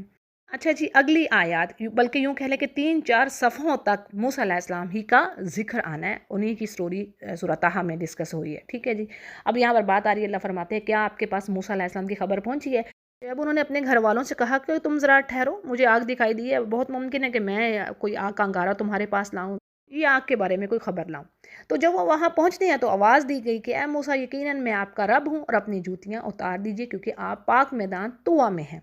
اچھا جی، ایک بات تو یہ کہ 20ویں پارے میں سورۃ القصص میں ڈیٹیل پر آئے تھے، اب یہاں پر یہ وہی چیز ہی ہے اسی سے ریلیٹڈ، یعنی یہ اس وقت کا واقعہ ہے کہ جب موسیٰ علیہ السلام مدین سے اپنی بیوی کے ساتھ یعنی جو ایک قول کے مطابق شعیب علیہ السلام کی بیٹی تھی، ان کے ساتھ اپنی والدہ کی طرف واپس جا رہے تھے، اور رات اندھیری تھی اور راستہ بھی معلوم نہیں تھا، اور بعض مفسرین کے مطابق بیوی کی زچگی کا وقت بالکل قریب تھا، اور انہیں گرمائش کی ضرورت تھی یا پھر سردی کی وجہ سے گرمی کی ضرورت تھی۔ اتنی دیر میں موسیٰ علیہ السلام نے آگ کے شعلے بلند ہوتے ہوئے دیکھے، تو گھر والوں سے کہنے لگے کہ آپ ٹھہرو، میں آگ کا انگارہ لاتا ہوں یا پھر مجھے راستے کی سمجھ آ جائے۔ اب وہاں پہنچتے ہیں تو اللہ فرماتا ہے کہ میں تیرا رب ہوں، اور آپ میدان پاک میں ہیں، طویٰ میں ہیں، اور آپ کو میں نے چوز کر لیا ہے، اور جو بھی وہی آپ کی طرف کی جائے اس کو کان لگا کے یعنی اس کو خوب اچھے طریقے سے سمجھیے۔ اب یہاں پر جو جوتیاں اتارنے کا حکم آ رہا ہے اس کے بارے میں بات بتاتی چلوں کہ اس میں کسی چیز کی پاکیزگی، تعظیم اور یعنی اس کا جو شرف ہے، آنر ہے، اس کا اظہار ہو رہا ہے، یعنی جب کوئی ایسی جگہ پر انسان ہو تو پھر یہ کام کرے۔ تو اسی لیے جیسے آپ حرم میں جاتے ہیں تو لوگ اس کی پاکیزگی کا خیال کرتے ہوئے، ادب کا خیال کرتے ہوئے جوتیاں اتار لیتے ہیں۔ اگلی آیت میں کہا جا رہا ہے کہ بے شک میں ہی اللہ ہوں، میرے علاوہ کوئی عبادت کے لائق نہیں، اور میرے ذکر کے لیے نماز قائم کریں۔ دیکھیں یہاں پر بڑی اہم بات کی، عبادت کے بعد نماز کا خصوصی حکم دیا گیا، اور یہ بھی بات ہم نے پڑھ لی نا، وسجد وقترب، یعنی سجدہ کر اور قریب ہو جا، یعنی اللہ کے قریب ہونے کا اور کوئی طریقہ نہیں ہے، دیر از نو شارٹ وے ایکسیپٹ پریئر۔ اور یہی تو ایمان ہے، یعنی مومن کا اصل ایمان تو اسی سے پتہ چل رہا ہے کہ وہ کتنا ایمان والا ہے۔ اور یہ بے شک چیز برائی سے روکتی ہے، اچھائی کی طرف لے کے جاتی ہے، فحش چیزوں سے بچاتی ہے، یہ قرآن کہہ رہا ہے، ٹھیک ہے نا۔ اور نبی کریم صلی اللہ علیہ وسلم کی حدیث ہے کہ اگر کسی وقت کسی پر نیند کا غلبہ ہو یا اسے بھول جائے تو جب بھی اس کو یاد آئے تو فوراً وہ نماز پڑھ لے، یا اگر نیند کی وجہ سے اس کی نماز مس ہو گئی ہے تو اس کا کفارہ یہی ہے کہ جب بھی یاد آئے اسے پڑھ لے۔ صحیح بخاری اس کو روایت کریں، یہی اس کا یعنی کفارہ ہے۔ آگے موسیٰ علیہ السلام سے کہا جا رہا ہے کہ بے شک یعنی قیامت یقیناً آنے والی ہے، جسے میں پوشیدہ رکھنا چاہتا ہوں تاکہ ہر شخص کو بدلہ ملے جو اس نے کام کیے دنیا میں، اور پس اب اس کے یقین سے، ایمان سے، یعنی آپ کو کوئی کافر نہ روک دے جو اپنی خواہشات کے پیچھے ہی پڑا ہوا ہے، اور ورنہ کیا ہے کہ تو ہلاک ہو جائے گا۔ اب یہ میسج تمام مسلمانوں کے لیے، ٹھیک ہے جی۔ پھر کہا گیا کہ اے موسیٰ آپ کے دائیں ہاتھ میں کیا ہے؟ اس پر موسیٰ علیہ السلام نے جواب دیا کہ یہ میری لاٹھی ہے جس پر میں ٹیک لگاتا ہوں اور جس سے میں اپنی بکریوں کے لیے پتے جھاڑتا ہوں، اور اس سے مجھے بڑے فائدے ملتے ہیں، یعنی اس لاٹھی سے۔ تو اللہ نے فرمایا کہ اے موسیٰ اپنی لاٹھی نیچے ڈال دیجئے۔ تو جیسے ہی لاٹھی انہوں نے نیچے ڈال دی وہ سانپ بن کر دوڑنے لگی، جس پر موسیٰ علیہ السلام خوف زدہ ہو گئے۔ اس پر اللہ نے فرمایا کہ آپ خوف نہ کریں، اسے پکڑیے، ہم اس کو پہلی صورت میں دوبارہ کر دیں گے، یعنی اس کو پھر پہلے جیسا ہی اس کو لاٹھی ہی بنا دیں گے، اور آپ اپنا ہاتھ بغل میں ڈالیے تو وہ سفید چمکتا ہوا نکلے گا بغیر کسی نقص کے۔ یہ یعنی یہاں پر موسیٰ علیہ السلام کو 2 معجزے دیے گئے، ٹھیک ہے۔ سورۃ الاسراء میں پڑھیں گے کہ موسیٰ علیہ السلام کو 9 معجزات ملے، یعنی جیسے جب 2 تو یہاں پر مل گئے، ٹھیک ہے، ایک لاٹھی کا سانپ بن جانا اور دوسرا ان کا ہاتھ کا چمکتے ہوئے نکلنا۔ اس کے علاوہ جو معجزات ہیں وہ پورے قرآن میں بکھرے پڑے ہیں، جیسے سورۃ البقرہ میں ہم پڑھتے ہیں کہ وہ جب لاٹھی مارتے ہیں دریا پر وہ 2 حصے ہو جاتا ہے، پھر اس کے بعد من و سلوا کا اترنا، یہ بھی معجزہ تھا موسیٰ علیہ السلام کا۔ پھر اسی طرح سورۃ البقرہ میں ہی بات آتی ہے کہ قوم نے پانی مانگا تو موسیٰ علیہ السلام سے کہا گیا کہ آپ پتھر پر ماریے لاٹھی تو 12 چشمے ابل پڑے۔ تو یہ سب معجزات ہیں، ٹھیک ہے جی۔ اب آگے کہتا ہے، اللہ فرماتے ہیں کہ یہ اس لیے آپ کو معجزات دیے ہیں کہ آپ بڑی نشانیاں جا کر دکھائیے فرعون کو، جس نے سرکشی مچا رکھی ہے۔ یعنی وضاحت میں بات اس طرح کہ شاید وہ ایمان لے آئے، جیسے کہ آگے ہم پڑھیں گے ابھی اسی سورہ میں۔ تو اس پر موسیٰ کہتے ہیں کہ اے میرے رب، میرا سینہ میرے لیے کھول دے اور میرے کام کو مجھ پر آسان کر دے۔ یہ دعا ہے جی موسیٰ علیہ السلام کی، اور داعی قرآن تو اکثر ہی اس دعا کو پڑھتے ہیں، بڑی ویل نون دعا ہے۔ دعا کے الفاظ ہیں، رب اشرح لی صدری ویسر لی امری واحلل عقدۃ من لسانی یفقہوا قولی، یعنی اے میرے رب میرا سینہ کھول دے، یعنی مجھے دین کی بات کی سمجھ عطا فرما، مجھ پر کام آسان کر دے، یعنی دین کو پھیلانا، لوگوں کو سمجھانا، یہ چیزیں آسان ہو جائیں، اور میری زبان کی گرہ کھول دے تاکہ لوگ میری بات اچھے طریقے سے سمجھ سکیں۔ اچھا، اس میں یہ بھی چیز آتی ہے کہ روایات میں بات آتی ہے کہ موسیٰ علیہ السلام کی زبان میں لکنت تھی، اور اسی لیے انہوں نے پھر یہ دعا بھی کی کہ یعنی میں صحیح طریقے سے فرعون کو بات اپنی سمجھا سکوں، کیونکہ میں تو صاف بول بھی نہیں سکتا۔ اور پھر کیا دعا کی انہوں نے کہ میرے بھائی ہارون کو میرا ساتھ مددگار بنا دے اور اسے میرا شریک کار کر دے۔ اور اللہ نے سورہ شعراء میں فرمایا نا کہ ہم نے یعنی ان کے بھائی کو ان کا وزیر بنا دیا، ساتھ ان کو بھی نبی بنا دیا۔ انہوں نے دعا جو کی تھی کہ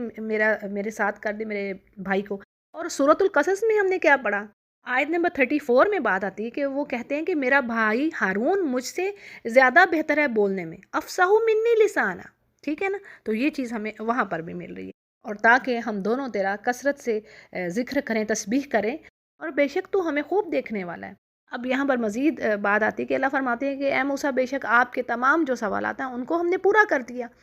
آپ پر فضل اور احسان کیا، یعنی فضل اور احسان کیا کیا؟ آپ کی دعاؤں کو سننا، آپ کے بھائی کو نبی بنا دینا۔ پھر اسی طرح اللہ فرماتے ہیں اگلی یعنی آیات میں جو مفہوم ہے وہ میں آپ کے آگے رکھ دیتی ہوں کہ اللہ نے فرمایا کہ وہ بھی تو احسان تھا، یعنی جب آپ کی والدہ کو اللہ نے الہام کیا کہ آپ اس کو صندوق میں ڈال دیں، موسیٰ علیہ السلام کو، کیونکہ وہ وقت ایسا تھا نا جب جو پڑھ لیا ہم نے کہ موسیٰ علیہ السلام جب پیدا ہوئے جس سال، اس سال میں فرعون بچوں کو قتل کر رہا تھا، بنی اسرائیل کے بیٹوں کو قتل کر رہا تھا۔ تو اللہ نے اس طریقے سے موسیٰ علیہ السلام کو بچایا کہ ان کی ماں کے دل میں الہام ڈالا کہ اس بچے کو صندوق میں ڈال دیجئے، یعنی لکڑی کا تابوت بنا کر اس میں ڈال دیجئے۔ اب وہ جب جو وہ تابوت تھا شاہی محل کے دوسرے کنارے پر پہنچا تو یعنی اللہ نے فرمایا کہ اس تابوت کو کس نے پکڑا؟ جو اللہ کا دشمن تھا اور جو موسیٰ علیہ السلام کا بھی دشمن تھا، لیکن سبحان اللہ، اللہ کی شان کہ اللہ نے اسی کے بستر پر موسیٰ علیہ السلام کو بڑا کروا دیا، جس کے ڈر سے اس نے بنی اسرائیل کی پتہ نہیں کتنے بچوں کو قتل کر دیا۔ تو یہ اللہ فرما رہے ہیں کہ یہ بھی تو ہمارا ایک احسان تھا۔ پھر اللہ نے واپس ان کو اپنی والدہ کے پاس لوٹا دیا، یعنی وہ بھی ہم قصہ پڑھ چکے ہیں کہ کس طرح وہ بچہ کسی بھی عورت کا دودھ نہیں پکڑ رہا تھا، یعنی موسیٰ علیہ السلام، اور کیونکہ باقی عورتوں کا دودھ حرام تھا، اور جب ان کی والدہ آئیں تو انہوں نے اس کا دودھ پینا شروع کر دیا، اور اللہ نے اس طرح یعنی سبحان اللہ وہ اپنے بچے کو دودھ بھی پلاتی رہیں، اور اس پر انہوں نے اجرت بھی فرعون سے لی، یعنی کہ فرعون نے کہا کہ آپ اسی محل میں ٹھہر جاؤ، لیکن آپ کی والدہ نے کہا کہ میرے بچے بھی ہیں اور شوہر کی وجہ سے میں یہاں پر نہیں رہ سکتی۔ تو یہ اللہ تعالیٰ نے بہترین انتظام کیا اور آپ کو گہن اپنی والدہ کے پاس بھیجا، اور یہاں پر آ رہے الفاظ کہ تاکہ ان کی آنکھیں اپنے بیٹے کو دیکھ کر ٹھنڈی رہیں۔ اچھا جی، پھر اللہ فرما رہے ہیں کہ اے موسیٰ جب آپ نے ایک شخص کو مار ڈالا، اس پر بھی آپ کو ہم نے غم سے بچایا، غرض ہم نے آپ کو اچھی طرح آزمایا، یعنی یہ آزمانا کیسا تھا اللہ کا؟ تو یہاں پہ تفسیر میں بات آ رہی ہے کہ بار بار آزمانا، یعنی مثلا جو سال بچوں کے قتل کا تھا اس سال ہی میں پیدا کیا موسیٰ علیہ السلام کو، یعنی یہ بھی ایک آزمائش تھی موسیٰ علیہ السلام کی ماں کے لیے۔ پھر جب آپ نے فرعون کی داڑھی پکڑ لی، یہ بھی روایت میں بات آتی ہے، تو اس پر بھی اس نے آپ کے قتل کا ارادہ کر لیا۔ پھر اسی طرح موسیٰ علیہ السلام کے ہاتھوں جو کبودی کا قتل ہو گیا، تو یہ ساری آزمائشیں تھیں اللہ نے جو بھیجی۔ پھر کئی سال تک آپ مدین کے شہر میں ٹھہرے، اور پھر اللہ کی قدر کے مطابق موسیٰ علیہ السلام واپس آ گئے، اور پھر اللہ سبحانہ وتعالیٰ فرماتے ہیں کہ اے موسیٰ میں نے آپ کو اپنی ذات کے لیے پسند کر لیا، یعنی چوز کر لیا، آپ جو اللہ کے نبی ہیں۔ پھر کہا گیا کہ اپنے بھائی سمیت آپ میری نشانیاں لے کر جائیے اور میرے ذکر میں ذرا بھی سستی نہ کیجیے گا، اور آپ دونوں فرعون کے پاس جاؤ، اس نے بڑی سرکشی کر رکھی ہے، اور اسے نرمی سے سمجھاؤ۔ اب دیکھیں ہمارے لیے میسج کیا ہے کہ فرعون کے پاس بھیجا جا رہا ہے، وہ جو اتنا ظالم ہے، میخوں والا، اسے کہا گیا نا سورۃ الفجر میں پڑھا ہے کہ میخیں گاڑ کر ان کے وہ ہاتھ پاؤں باندھتا تھا مجرموں کے، یعنی سخت ظالم تھا سزا دینے میں، اور بچوں کے قتل کر رہا تھا بنی اسرائیل کے، تو یعنی فسادی شخص تھا، اور اس کے لیے کیا الفاظ آنے کہ اس کو نرمی سے بات سمجھائیے۔ اور ہم کیا کر رہے ہیں کہ اپنے بچوں کو بھی سمجھانے کے لیے ہم کیسے ہمارے لب و لہجے ہیں، تو یہ لیسن ہے ہمارے لیے، قرآن کریم رحمت ہے۔ بات وہی ہے کہ ہم پڑھتے نہیں ہیں اس کو، تو جی کہا جا رہا ہے کہ نرمی سے اس کو بات سمجھائیے، شاید کہ وہ سمجھ لے یا ڈر جائے، نصیحت حاصل کر لے۔ تو اس پر دونوں بھائیوں نے کہا کہ اے ہمارے رب، ہمیں خوف ہے کہ کہیں فرعون ہم پر زیادتی نہ کرے یا سرکشی میں نہ بڑھے۔ تو جواب ملا کہ اللہ تعالیٰ فرماتے ہیں کہ خوف نہ کیجیے، میں تمہارے ساتھ ہوں اور سن رہا ہوں، دیکھ رہا ہوں۔ اور یہ بات سورہ شعراء میں بھی ہم نے پڑھی ہے، یعنی اللہ کی مدد تمہارے ساتھ ہے۔ پھر کہا گیا ہے جی کہ آپ دونوں یعنی اس کے پاس جاؤ اور کہو کہ ہم تمہارے رب کے پیغمبر ہیں، تو ہمارے ساتھ تو بنی اسرائیل کو بھیج دیں، ان کی سزائیں ختم کر، اور ہم تیرے پاس تیرے رب کی طرف سے نشان یعنی معجزات لے کر آئے ہیں، اور سلامتی اسی میں ہے اس کے لیے جو ہدایت کا پابند ہو جائے۔ اور بے شک ہماری طرف یہ وحی کی گئی ہے کہ جو اس کو جھٹلائے گا، اس سے منہ پھیرے گا، تو اس کے لیے عذاب ہے۔ اس پر فرعون کہتا ہے کہ اے موسیٰ، تم دونوں کا رب کون ہے؟ پھر موسیٰ نے اس بات پر جواب دیا کہ ہمارا رب تو وہ ہے جو ہر ایک کو خاص شکل و صورت عطا کرتا ہے، یعنی اپنی مخلوق کو جیسے چاہے وہ بناتا ہے، اور پھر اس کی ضروریات کو پورا کرتا ہے، یعنی اس کے رہن سہن کا، کھانے پینے کا، زندگی میں کتنا عرصہ اس نے ٹھہرنا ہے، رہنا ہے، کہاں اس کی واپسی ہوگی، کس جگہ سے اس کی موت ہوگی، تو یہ سب اس نے طے کیے ہوئے ہیں۔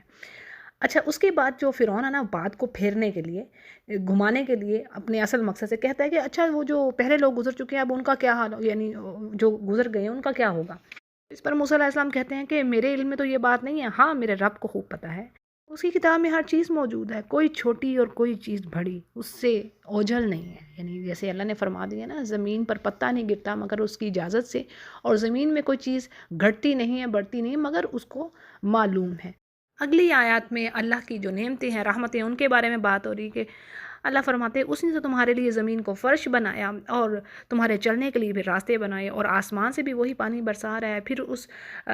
بارش کی وجہ سے مختلف قسم کی جو پیداوار ہیں، اناج ہے، ویجیٹیشنز ہے، تو یہ سب تمہارے لیے، اور تم خود بھی کھاؤ اور اپنے چوپایوں کو بھی کھلاؤ، اور کوئی شک نہیں کہ اس میں عقل مندوں کے لیے نشانیاں ہیں، اور اسی زمین سے ہم نے تمہیں پیدا کیا اور اسی میں پھر تم واپس لوٹائے جاؤ گے، اور اسی سے پھر دوبارہ تم سب کو یعنی نکال کھڑا کیا جائے گا، یعنی اسی زمین سے انسان کو بنایا گیا، اسی مٹی سے، پھر اسی مٹی میں اس کو دوبارہ جانا ہے قبر میں، پھر اسی سے وہ نکالا جائے گا۔ یہ ہے صحیح معنی آیت کا۔ اچھا جی، آگے اللہ فرما رہے کہ اللہ نے اپنی سب نشانیاں دکھائیں، لیکن پھر بھی ان یعنی فرعون نے اور اس کی قوم نے جھٹلایا اور انکار کیا، اور کہنے لگے کہ اے موسیٰ، کیا تو اس لیے آیا کہ ہم اپنے جادو کے زور سے ہمارے ملک سے ہمیں باہر نکال دیں؟ اچھا، اگر تیرے مقابلے ہم ایسا ہی جادو لے آئیں، یعنی وہ حق بات کو جادو کہنے لگے، تو اب کہتے ہیں کہ ہم ایسا ہی جادو لے آئیں گے تو ہمارے اور اپنے درمیان ایک وعدے کا وقت مقرر کر دے، یعنی ایک دن طے کر لیتے ہیں، جیسے سورہ شعراء میں بھی ہم نے پڑھا کہ وہ ڈے طے کر لیا جس میں اس نے فرعون نے تمام بہترین جادوگروں کو بلوایا، اور موسیٰ علیہ السلام کو بھی بلوایا گیا، تاکہ دیکھیں کہ ان میں سے کون حق ہے اور کون جھوٹ، اور کون یعنی کون ڈیفیٹ کرتا ہے ایک دوسرے کو۔ تو فرعون کے بندوں نے کہا کہ جی یہ تو جادوگر ہی بس غالب آئیں گے، ہم انہیں کو فالو کریں گے۔ اب ان کے لیے ڈے کیا ڈیسائیڈ ہوا، یعنی فرعون نے موسیٰ سے کہا کہ آپ ڈے ڈیسائیڈ کریں، تو موسیٰ علیہ السلام نے کوئی زینت اور جشن کا دن ڈیسائیڈ کر دیا، یعنی جس دن کو لوگ عید کے طور پر مناتے تھے۔ اب فرعون پلٹا اور اس نے اپنے ہتھ کنڈے جمع کیے، یعنی تمام جادوگروں کو اس نے جمع کیا، اور موسیٰ علیہ السلام اس پر کہتے ہیں کہ تمہاری شامت اب آ چکی ہے، اللہ پر تم جو جھوٹ بول رہے ہو وہ تمہیں عذابوں میں تباہ کرے گا، اور یاد رکھو کہ کبھی کامیابی نہیں ہوتی جھوٹی بات کو۔ اب اگلی آیت سے پتہ چلتا ہے کہ موسیٰ علیہ السلام کے وعظ سے، یعنی ان کی نصیحت سے، پریچ سے، یعنی فرعون اور اس کے جو درباری تھے، جو لیڈرز تھے، ان میں بھی کچھ آپس میں اختلاف ہوا، اور بعض چپکے چپکے کہنے لگے کہیں یہ واقعی اللہ کا نبی نہ ہو، یعنی اس کی باتوں سے تو لگ نہیں رہا کہ یہ جادوگر ہے۔ پھر کیا کہتے ہیں کہ اگر یہ دونوں بھائی اپنے جادو کے زور سے غالب آ گئے تو پھر تو ہمارا اقتدار ختم ہو جائے گا، ہماری سیاست، ہمارا مذہب، اور ہمیں تو یہ یہاں سے نکال دیں گے۔ پھر جادوگروں سے کہتے ہیں کہ تم اپنا کوئی داؤ، یعنی تم بہترین اپنا بیسٹ جو کرتب ہے وہ دکھانا، اور آج کے دن جو غالب آ گیا بس وہی بازی لے گیا۔ اب جو جادوگر تھے وہ موسیٰ علیہ السلام سے کہنے لگے کہ پہلے آپ ڈالیے، یعنی یا پھر ہم ڈالیں، تو موسیٰ علیہ السلام نے جواب دیا کہ نہیں، پہلے تم ہی ڈالو، یعنی تم اپنا کیا کرتب دکھانا چاہتے ہو، پہلے تم ہی کرو۔ اب جب تمام جادوگروں نے اپنی لاٹھیوں کو ڈالا تو وہ سانپ بن کے دوڑنے لگ پڑی، تو موسیٰ علیہ السلام نے دل میں کچھ خوف محسوس کیا، تو اس پر اللہ فرماتے ہیں کہ کچھ خوف نہ کریں، آپ یقیناً غالب رہیں گے، اور آپ کے دائیں ہاتھ میں جو ہے اسے ڈال دیجئے، اور پھر یہ ان کے تمام یہ جو ان کی کاریگری ہے نا اس کو وہ نگل جائے گا، یعنی موسیٰ علیہ السلام کی جو وہ لاٹھی تھی اس نے تو اسلحہ بن جانا تھا، تو وہی ہوا کہ جیسے ہی آپ نے اپنی لاٹھی کو ڈالا تو وہ ایک بہت بڑا اسلحہ بن گئی، اور ان کے سارے وہ سانپوں کو جو انہوں نے کرتب کیے تھے وہ سب کو نگل گئے۔ تو اس پر اللہ فرماتا ہے کہ یہ جو جادوگر ہیں ان کے کرتب، یعنی جادوگر کبھی بھی کامیاب نہیں ہوتا، اور کیا ہے کہ تمام جادوگر سجدے میں گر پڑتے ہیں اور پکار اٹھتے ہیں کہ ہم تو ہارون اور موسیٰ کے رب پر ایمان لائے۔ سبحان اللہ، کہ فوراً ہی دیکھتے ہی انہوں نے پتہ چل گیا تھا کہ بھی ہم تو جادو کر رہے ہیں، یہ کوئی حق بات ہے، یعنی یہ تو ہمارے بس کے ہاں، انہوں نے تو اپنا بیسٹ جو چیز تھی وہ دکھا دیا، اب اس کے بعد کچھ بھی نہیں تھا ان کے پاس، تو وہ فوراً ہی ایمان لے۔ یہ بھی اللہ کی بڑی نعمت اور فضل ان پر۔ تو اس پر ساتھ ہی فرعون کہنے لگا کہ میری اجازت کے بغیر ہی تم ایمان لے آؤ، یقیناً یہ تمہارا ہی کوئی بڑا بزرگ ہے، یہ جو موسیٰ علیہ السلام کی بات اس نے کی، جس نے تم سب کو جادو سکھایا ہے، اور سن لو کہ میں تمہارے ہاتھ اور پاؤں الٹے سیدھے کٹوا کر تمہیں کھجور کے تنوں پر سولی لٹکواؤں گا، اور تمہیں پوری طرح معلوم ہو جائے گا کہ ہم کس کی، جیسے ہم میں سے کون زیادہ سخت ہے عذاب دینے میں۔ یہ فرعون نے جادوگروں سے کہا۔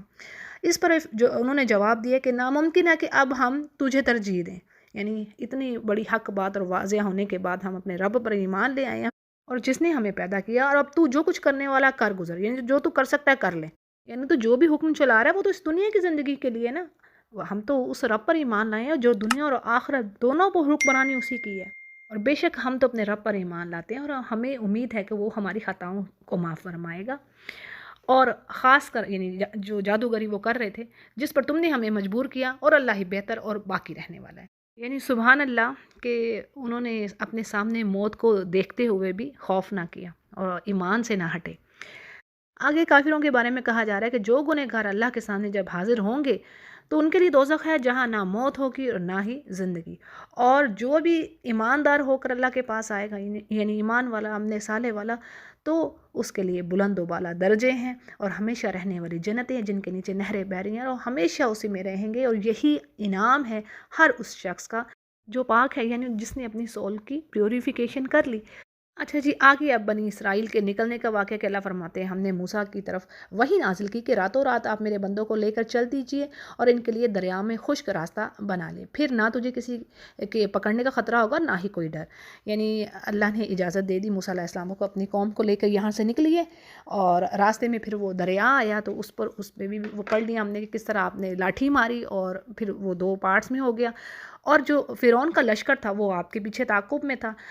جیسے ہی وہ درمیان میں پہنچے تو دریا پھر سے ایک جیسا ہو گیا، اور اللہ فرماتے ہیں کہ فرعون نے اپنی قوم کو گمراہی میں ڈالا اور سیدھا راستہ یعنی نہ دکھایا، خود بھی گمراہ اور ان کا بھی بیڑا غرق کیا، یعنی سب جہنم میں گئے. پھر اللہ کا احسان اللہ فرمانے کہ بنی اسرائیل کو اللہ نے نجات دی اس کے دشمن سے، اور موسیٰ علیہ السلام سے اللہ نے وعدہ لیا کہ وہ کوہ طور پر آئیں، ساتھ اپنے نمائندے بھی لائیں، یعنی بنی اسرائیل کے کچھ جو آپ کہہ لیں کہ لیڈرز یا ایسے آنریبل افراد. اور پھر بنی اسرائیل پر من و سلوہ بھی اتارا. من و سلوہ کے بارے میں سورۃ البقرہ میں بھی اگین پڑھیں گے ہم. یعنی من کوئی میٹھی چیز تھی جو آسمان سے نازل ہوتی ہے ان کے لیے، اور سلوہ سے مراد بٹیر کی طرح کے پرندے جو کثرت سے ان کے پاس آتے اور پھر ضرورت کے مطابق ان کو پکڑ لیتے اور کھا لیتے. تو یہ اللہ کی طرف سے ایک رزق تھا، تو اللہ نے کہا پاکیزہ رزق میں سے کھاؤ، اور دیکھو حد سے آگے نہ بڑھو، نافرمانی کے کام نہ کرنا، نہیں تو میرا غضب تم پر نازل ہوگا، اور جس پر میرا غضب نازل ہوا تو یقیناً وہ تباہ ہو گیا. اور ہاں بے شک میں انہیں بخش دینے والا ہوں جو توبہ کرتے ہیں، ایمان لاتے ہیں، اور پھر اپنے اعمال کو جو پھر درست کر لیں اور سیدھے راہ پر رہیں. اچھا جی، اگلی آیات بھی بڑی اہم ہے. ان میں بچھڑے کو خدا بنا لینے کے بارے میں ذکر ہے کہ جب موسیٰ علیہ السلام کوہ طور پر گئے، جیسے پیچھے ہم نے پڑھ لیا نا، کوہ طور پر گئے ساتھ کچھ لیڈرز کو لے کر، تو پیچھے سے کیا کیا بنی اسرائیل نے، انہوں نے بچھڑے کو معبود بنا لیا. اور موسیٰ علیہ السلام کو اللہ فرماتے ہیں کہ اے موسیٰ، آپ کو اپنی قوم سے غافل کر کے کون سی چیز جلدی لے آئی؟ تو موسیٰ علیہ السلام نے کہا کہ وہ تو میرے بس پیچھے پیچھے ہی ہیں، اور میں تو آپ کی رضا کے لیے، یعنی تاکہ آپ خوش ہو جائیں، میں جلدی آیا. تو اس پر اللہ فرماتے ہیں کہ ہم نے آپ کی قوم کو پیچھے آزمائش میں ڈال دیا اور انہیں سامری نے بہکا دیا. بس کیا تھا کہ موسیٰ غصے میں آ کر یعنی رنج کے ساتھ واپس لوٹے اپنی قوم کے پاس اور کہنے لگے کہ اے میری قوم، یعنی تم سے اللہ نے وعدہ نہیں کیا تھا کہ، یا پھر کیا ہو گیا اس وعدے کی مدت لمبی ہو گئی جو تم نے اوری معبود بنا دیا، یا پھر تم نے میرے اس عہد کے خلاف کر دیا. یہ بھی بات آ رہی ہے کہ قوم نے موسیٰ علیہ السلام سے وعدہ کیا تھا کہ ان کی طور سے واپسی تک وہ اللہ کی اطاعت اور عبادت میں قائم رہیں گے. اچھا جی، یہ جو بچھڑا بنانے کے بارے میں روایت ہے، اس کے بارے میں یہ بات آتی ہے کہ یہ کچھ زیورات تھے جو انہوں نے فرعونیوں سے ادھار لیے تھے. یعنی یہ روایات میں ہے، تفسیر میں بات آ رہی ہے، اور انہیں ہی اوزار کہا گیا، یعنی وزن کی جمع. اور یہ بات ان کے لیے جائز نہیں تھی. اب انہوں نے کیا کیا کہ ایک گڑھے میں تمام زیورات کو جمع کیا، اور سامری نے جو کہ ایک گمراہ شخص تھا، اس نے ان تمام زیورات کو تپا کر، یعنی ان کو پگھلا کر ان کا بچڑا بنایا، اور جس میں سے ہوا اندر باہر جانے سے ایک آواز پیدا ہوتی. اب اس آواز سے اس نے بنی اسرائیل کو گمراہ کر دیا کہ بھئی موسیٰ تو اپنا الہ ادھر ہی چھوڑ گئے، وہ بھول گیا،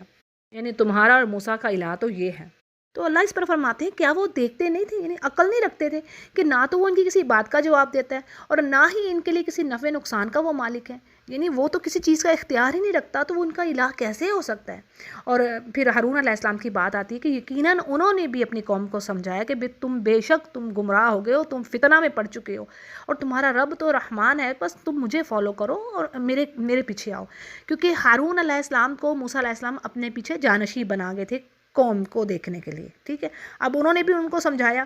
لیکن کیا تھا، کیا بولے، قالوا لن نبرح، ہرگز نہیں ہم باز آئیں گے اس چیز سے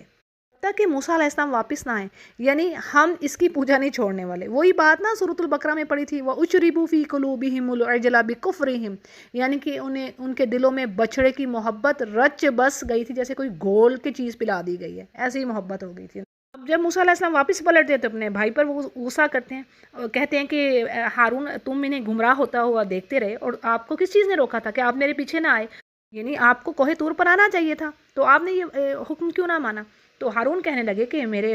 بھائی میری داڑھی نہ پکڑنا، میرے سر کے بال کھینچ، مجھے تو صرف یہ خیال تھا کہ کہیں آپ یہ نہ کہیں کہ میں نے قوم میں تفرقہ ڈال دیا، یعنی قوم 2 حصوں میں بٹ گئی ہے، تو میں اس چیز سے میں ڈرتا تھا۔ پھر اسی طرح سورہ اعراف آیت نمبر 142 میں ہارون علیہ السلام کی بات آتی ہے کہ میری قوم نے مجھے کمزور خیال کیا اور مجھے قتل کرنا چاہتے تھے، تو یعنی بات تو وہ سن ہی نہیں رہے تھے ان کی۔ پھر اس پر موسیٰ علیہ السلام سامری سے کہتے ہیں کہ تیرا کیا معاملہ ہے؟ تو اس نے جواب دیا کہ مجھے تو وہ چیز دکھائی دی جو کسی نے نہیں دیکھی، اور میں نے جو فرشتہ کے نقش قدم سے ایک مٹھی بھری اور اس میں ڈال دی۔ یعنی یہاں پر ڈیٹیل میں بات آ رہی ہے کہ جبریل کے گھوڑے کو گزرتے ہوئے سامری نے دیکھ لیا اور اس کے قدموں کے نیچے، یعنی گھوڑے کے پیروں کے نیچے کی جو مٹی تھی نا، وہ اس نے سنبھال کے رکھ لی، اور پھر اسی مٹی کو اس نے پگھلے ہوئے زیورات میں بچھڑے میں ڈال دی، جس سے ایک خاص قسم کی آواز نکلتی تھی۔ تو اب اس پر موسیٰ علیہ السلام نے اسے بد دعا دی کہ اچھا جا، دنیا کی زندگی میں تیرے لیے یہی سزا ہے، تو عمر بھر لوگوں سے یہی کہتا رہے گا کہ مجھ سے دور رہو، مجھے نہ چھونا۔ یعنی ہوتا یہ کہ جو بھی کوئی سامری کو چھو لیتا تو وہ دونوں بخار میں مبتلا ہو جاتے، اس لیے وہ جب کسی انسان کو دیکھتا تو فوراً چیخ اٹھتا لا مساس کہ مجھے مت چھونا۔ یہ بد دعا تھی ایک نبی کی۔ اور پھر کہا کہ ایک اور وعدہ بھی ہے جو لازمی ہو کر رہے گا، یعنی تجھے آخرت کا عذاب تو بھگتنا ہی پڑے گا۔ اور پھر کہا موسیٰ علیہ السلام نے کہ دیکھ اب تیرے اس معبود کے ساتھ میں کیا کرتا ہوں، یعنی اس کو کس طرح انہوں نے پھر اس بچڑے کو جلا کر راکھ کیا، ریزہ ریزہ کر کے ہوا میں اڑایا، اور اپنی قوم سے کہنے لگے کہ بے شک تمہارا الہ تو اللہ ہے جس کے سوا کوئی عبادت کے لائق نہیں، اور اس کا علم ہر شے پر چھایا ہوا ہے۔ اور آگے نبی سے کہا جا رہا ہے کہ اسی طرح ہم پچھلی قوموں کے قصے جیسے کہ فرعون اور موسیٰ علیہ السلام کا قصہ بیان کیا ہے، اس طرح باقی انبیاء کے حالات بھی ہم آپ پر بیان کر رہے ہیں تاکہ آپ ان سے باخبر ہوں اور باقی لوگ بھی اس سے عبرت حاصل کریں، اور جو اس سے منہ پھیرے یعنی اس قرآن کریم سے تو وہ بھاری بوجھ لے کر آئے گا قیامت کے دن۔ یعنی نیک اعمال تو ہوں گے نہیں، جب ایمان ہی نہیں ہے تو اعمال تو خالی ہوں گے، اعمال نامہ پھر کیا ہے کہ ہمیشہ اسی جہنم میں رہے گا، اور قیامت کے دن یہ بہت بڑا بوجھ ہوگا اس کے لیے۔ اور مزید قیامت کا بھی نقشہ یہاں پر کھینچا جا رہا ہے کہ جس دن گنہگار لوگ نیلی آنکھوں کے ساتھ گھیر لائے جائیں گے اور واپس میں باتیں چپکے چپکے باتیں بھی کر رہے ہوں گے کہ ہم تو دنیا میں صرف 10 دن ہی رہے، اور یہ بات کئی جگہوں پر پڑھی نا، ہم نے سورہ نازیات میں پڑھی اور بھی اس کے علاوہ کئی جگہوں پر پڑھی کہ وہ کہیں گے کہ ہم تو آدھا دن رہ کے آئے ہیں، دن کا تھوڑا سا حصہ۔ اب یہاں پر بات آ رہی کہیں کہ جی ہم تو 10 دن رہ کے آئے ہیں۔ اللہ فرماتا ہے کہ اللہ کو خوب پتہ ہے یہ چپکے چپکے بھی کیا باتیں کر رہے ہیں۔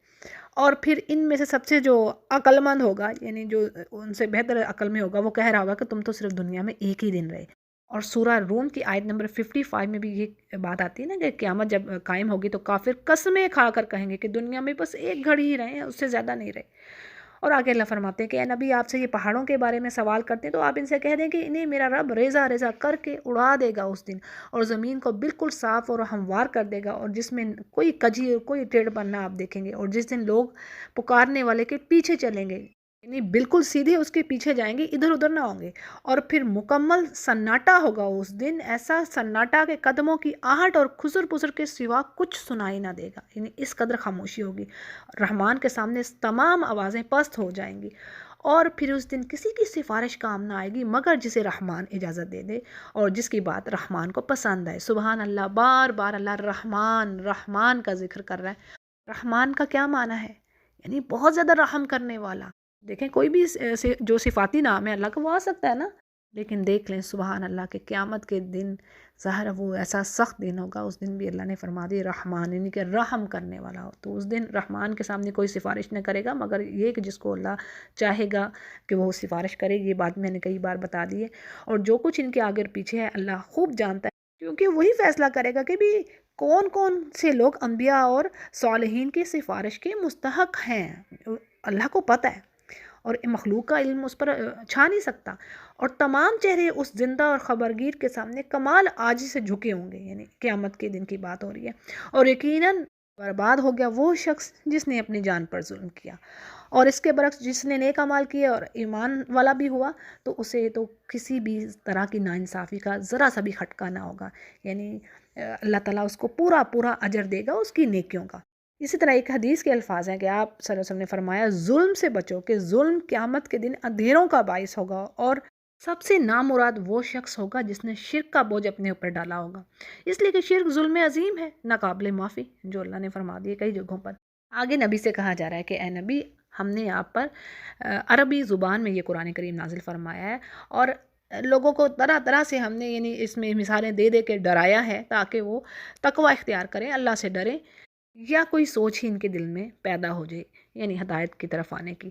اور آگے اللہ فرما رہے ہیں کہ بس اللہ تعالیٰ تو اونچی شان والا ہے، حقیقی بادشاہ ہے، اور آپ قرآن پڑھنے میں جلدی نہ کیجیے اس سے پہلے کہ آپ یعنی وہی کو مکمل ہونے دیں، اور ہاں دعا یہ کریں کہ میرے رب میرے علم میں اضافہ کریں۔ اس آیت کے بارے میں وضاحت یوں ہے کہ جبریل علیہ السلام جب وحی لے کر آتے اور آپ کو سناتے تو آپ صلی اللہ علیہ وسلم جلدی جلدی ساتھ قرآن کریم کو پڑھتے کہ کہیں کچھ حصہ بھول نہ جائیں۔ تو اس بات سے اللہ نے منع فرما دی، تاکید کی کہ پہلے وحی کو سنیں اور اس کو یاد کرانا اور دل میں بٹھا دینا یہ ہمارا ذمہ ہے۔ سورہ مزمل میں بھی یہی بات ہم نے پڑھی تھی، ٹھیک ہے۔ اور اہم بات کہ اللہ نے کس چیز کے لیے کہا کہ دعا کرو، یعنی کس چیز کی بڑھوتری کے لیے، گروہ کے لیے، وہ ہے علم۔ اور کون سا علم؟ یعنی یہاں پر جو تفسیر میں بات آ رہی ہے کہ نبی کریم صلی اللہ علیہ وسلم کے لیے جس علم کے لیے آپ دعا کرتے تھے وہ قرآن و حدیث کا علم تھا۔ اس میں ایک بات آپ کو واضح کرتی چلوں، دیکھیں دنیا کا علم بھی اس میں کوئی مذائقہ نہیں ہے، ظاہر ہے ارننگ کمانی ہے، حلال روزی کمانی ہے، تو اس کے لیے آپ جائز طریقے سے جو بھی ہنر آپ استعمال کریں، جو بھی فن آپ سیکھ رہے ہیں وہ ضروری ہے، یعنی جو آپ کو دنیا میں نفع دے رہا ہے، لیکن بات وہی کہ اس کو دیکھنا یہ کہ ہم کیا حلال طریقے سے دنیا کما رہے ہیں یا کیا کر رہے ہیں۔ تو بات یہ ہے کہ علم حاصل کرنا اس میں کوئی مذائقہ نہیں کہ اگر دنیا کا بھی ہو، لیکن دین کا علم حاصل کرنا سب پر فرض ہے۔ اگلی آیات آدم علیہ السلام کے بارے میں، یعنی اللہ فرماتے ہیں کہ ہم نے آدم کو آپ سے پہلے انہیں تاکید کی تھی، انہیں حکم دیا تھا، یعنی وہ پہلے نبی تھے، جو وعدہ اللہ نے ان سے لیا وہ اس کو بھول گئے، اور اللہ فرماتے کہ ہم نے ان میں عزم نہ پایا۔ اب یہ کیا چیز تھی؟ یعنی انسان کی یعنی سرشت میں ہے، اس کی فطرت میں ہے کمزوری ارادے کی، اور یہ کہ بھول جانا، یعنی یہ دونوں چیزیں انسان میں پائی جاتی ہیں، نسیان کا مرض، اور دوسرا کہ ارادوں کا کمزور ہونا، یعنی اسٹیٹ فاسٹ ہونا، استقامت دکھانا کسی کام میں۔ تو اب یہاں پر آدم علیہ السلام کے لیے کیا بات آ رہی ہے کہ اللہ نے کون سا عہد لیا تھا ان سے، کون سا وعدہ؟ تو وہ یہی تھا کہ ان کو منع کیا گیا تھا کہ اس درخت کے پاس نہیں جانا۔ سورۃ البقرہ میں پڑھ چکے ہیں نا ڈیٹیل کہ آدم کو اور ان کی بیوی سے کہا گیا تھا کہ تم دونوں جنت میں رہو، کھاؤ پیو جہاں سے جیسا چاہو، اور اس درخت کے پاس نہ جانا، نہیں تو آپ ظالموں میں سے ہو جاؤ گے۔ اچھا یہاں پر بھی یہی بات آ رہی ہے کہ اللہ نے ان سے فرمایا کہ یہ جو شیطان ہے نا، ابلیس، یہ تمہارا اور تمہاری بیوی دونوں کا دشمن ہے، اور کہیں ایسا نہ ہو تمہیں جنت سے نکلوا دے۔ یہ دیکھیں یہ وارننگ آ رہی ہے، فلا یخرجنکما من الجنۃ فتشقی، یعنی اگر اس نے ایسا کر دیا تو تم مصیبت میں پڑو گے۔ اور ایسا ہے کہ اس جنت میں تو آپ کے لیے آرام ہے، نہ بھوک ہے، نہ لباس کی پریشانی ہے، اور نہ ہی یہاں پر آپ پیاسے ہیں، نہ دھوپ سے تکلیف اٹھا رہے ہیں۔ لیکن کیا ہوا کہ یہ میں سب آیات کا ترجمہ آپ کے آگے رکھ رہی ہوں، لیکن کیا ہوا کہ شیطان نے وسوسہ ڈالا اور کہنے لگا آدم علیہ السلام سے کہ میں تجھے دائمی زندگی کا درخت بتاتا ہوں، اور وہ بادشاہت جو کبھی پرانی نہ ہو۔ اب دیکھیں دائمی زندگی یعنی اس نے یہ کہا کہ آپ ہمیشہ جوان ہی رہو گے، اور یعنی بہکایا آدم علیہ السلام کو، اور پھر ان دونوں نے درخت سے کچھ کھا لیا، بس ان کے صدر کھل گئے، اور جو جنت کے پتے تھے اپنے اوپر وہ ٹاکنے لگے، یعنی چھپانے لگے اپنے شرمگاہوں کو۔ دیکھیں ایک چیز اور نوٹ کرنے کی کہ سورۃ البقرہ میں بھی یہی بات آئی کہ دونوں نے پھل کھایا، یہاں میں بھی یہی چیز آئی ہے کہ دونوں نے کھا لیا۔ اگرچہ یہ بات روایات میں آتی ہے کہ شیطان بار بار آتا تھا آدم علیہ السلام کے پاس، تو آدم علیہ السلام اس کے بہکاوے میں نہیں آئے، اس نے پھر جا کے اماں حوا کو بہکایا، اور اماں حوا کے کہنے پر دونوں نے اس درخت سے پھل کھا لیا۔ اور یہاں پر بات آ رہی ہے کہ آدم علیہ السلام، اور اگلی آیت میں کہا جا رہا ہے کہ آدم نے اپنے رب کی نافرمانی کی، پس وہ بہک گئے، یعنی اپنے سیدھے راستے سے ہٹ گئے اس وجہ سے کہ انہوں نے درخت کا پھل کھایا جو اللہ کی نافرمانی تھی۔ اب دیکھیں بات یہ ہے کہ جو نبی ہوتا ہے، نبی کی عظمت اور شان اتنی بلند ہوتی ہے کہ معمولی سی غلطی کو بھی بڑا سمجھا جاتا ہے، لیکن اس کے بعد کیا بات آتی ہے کہ اللہ فرماتے ہیں کہ اللہ نے ان کی طرف توجہ کی، ان کی رہنمائی کی، یعنی ان کو معاف فرمایا، توبہ کے الفاظ ان کے دل میں القاء کیا، اور انہوں نے توبہ کی ہے اللہ سے۔ سورہ اعراف میں ہم یہ پڑھیں گے جو دعا آتی ہے ربنا ظلمنا انفسنا، بہت پیاری دعا ہے۔ تو اللہ تعالیٰ نے ان کو معاف فرمایا اور فرمایا کہ تم دونوں یہاں سے اب اترو، اور آپس میں تم سب ایک دوسرے کے دشمن ہو، یعنی یہ جو شیطان ہے یہ تمہارا دشمن ہے، اور میری طرف سے اب تمہارے پاس کوئی بھی ہدایت پہنچے تو جو میری ہدایت کو فالو کرے گا وہ نہ بہکے گا، نہ ہی تکلیف میں پڑے گا۔ اور ہاں جو میری یاد سے منہ پھیرے گا اس کی میں زندگی تنگ کر دوں گا اور اس کو روز قیامت اندھا کر کے اٹھاؤں گا۔ دیکھیں وہی ہدایت جو سورۃ البقرہ میں پڑھ لی کہ اللہ نے فرمایا کہ جب بھی میں ہدایت بھیجوں تو اس کو فالو کرنا۔ تو اب دیکھیں نا پیچھے کتنی امتیں گزری، ہر نبی کسی نہ کسی نبی کو کتاب دی گئی، رسالت دی گئی اور اللہ کا پیغام پہنچاتے رہے، لیکن لوگوں نے پھر وہی بات کہ تھوڑے سے لوگ ایمان والے نکلتے۔ اب آگے ایسی ہلا دینے والی وارننگ اللہ نے دی ہے کہ جو ہمارا ذکر نہیں کرے گا، یعنی جس نے زندگی میں منہ موڑا، اس کو قیامت کے روز ہم اندھا اٹھائیں گے اور وہ کہے گا کہ اے رب مجھے تو نے اندھا کیوں اٹھایا، حالانکہ میں تو دنیا میں دیکھتا تھا۔ تو اللہ فرمائے گا کہ یہ اسی وجہ سے ہے کہ تم میری آیتوں کو بھولا رہا دنیا میں، آج تجھے میں بھی بھولاتا ہوں۔ تو بات یہ ہے کہ اللہ کا ذکر سب سے پہلے اس کے پڑھ لیا سورہ کے بگننگ میں ہی، اقیم الصلاۃ لذکری، یعنی نماز قائم کرو میرے ذکر کے لیے۔ تو نماز قائم کرنا، قرآن پڑھنا، یہ سب سے بڑا ذکر۔ جس کی نمازیں ضائع ہو رہی ہیں اس کا تو ایمان ضائع ہو رہا ہے، تو وہ کیا ذکر کرے اللہ کا۔ اور جہنم میں لے جانے والی یہی چیز ہے، یعنی نماز نہ پڑھنا۔ سورۃ المدثر میں پڑھا نا ہم نے کہ جنتی پوچھیں گے جہنمیوں سے کہ بھئی تم کیوں آئے دوزخ میں، تو وہ کہیں گے ہم نماز نہیں پڑھتے تھے اور مسکینوں کو کھانا نہیں کھلاتے تھے۔ یہ دو چیزیں بڑی اہم۔ جی اللہ فرماتے ہیں کہ بے شک ہم ایسا ہی بدلہ دیتے ہیں اس شخص کو جو حد سے گزر جانے والا ہوتا ہے اور اپنی رب کی آیتوں پر ایمان نہیں لاتا، اور بے شک آخرت کا عذاب نہایت ہی سخت اور بہت دیر ہے، یعنی ہمیشہ رہنے والا ہے۔ پھر کہا جا رہا ہے کہ کیا یہ اس چیز سے سمجھ حاصل نہیں کرتے، یعنی ہدایت نہیں لیتے کہ کتنی ہی بستیوں کو ان سے پہلے اللہ نے تباہ کر دیا، جن کے رہنے سہنے کی جگہوں پر اب یہ چل پھر رہے ہیں، یعنی جن کے مکانات کے اب یہ مالک ہیں، اور یقیناً ان میں عقل مندوں کے لیے نشانیاں ہیں۔ اور اگر آپ کے رب کی طرف سے بات مقرر نہ ہو چکی ہوتی، یعنی کہ اللہ نے ایک ڈے مقرر کر دیا قیامت کا، تو ان کافروں پر تو عذاب آ ہی پہنچتا۔ اور بس ان کی باتوں پر آپ صبر کریں اور اپنے رب کی تسبیح اور تعریف بیان کریں، سورج نکلنے سے پہلے اور اس کے ڈوبنے سے پہلے، اور رات کے مختلف وقتوں میں اور دن کے مختلف وقتوں میں بھی تسبیح کیجیے۔ اس کی وضاحت میں کچھ اس طرح بات ہے کہ بعض مفسرین کے نزدیک تسبیح سے مراد نماز ہے، اور وہ اس سے 5 وقت کی نمازیں مراد لے رہے ہیں، جیسے فجر سے پہلے، ظہر کے وقت، عصر کے وقت، یہ جو سارے ٹائمنگز ہیں۔ اور اسی طرح بعض مفسرین کے نزدیک ان اوقات میں ویسے ہی اللہ کی تسبیح اور تحمید کرنی چاہیے، جس میں نماز، تلاوت، ذکر اذکار، دعا اور نوافل سب داخل ہیں۔ اور آگے کہا جا رہا ہے کہ ممکن ہے کہ تو راضی ہو جائے، یعنی ان اوقات میں تسبیح کیجیے اور امید رکھیے کہ اللہ کے ہاں آپ کو وہ مقام، وہ درجہ حاصل ہوگا جس سے آپ کا نفس راضی ہو جائے۔ اور اپنی نگاہیں ہرگز آپ ان چیزوں کی طرف مت کیجیے جو ہم نے ان میں سے مختلف لوگوں کو دنیا کی سجاوٹ اور آرائش کے لیے دے رکھی ہیں، تاکہ انہیں اللہ آزمائے۔ یعنی یہ وہی بات ہے جیسے سورۃ الکہف میں بھی کہی گئی تھی کہ دنیا کے مال و اسباب پر آپ نظر نہ ڈالیں،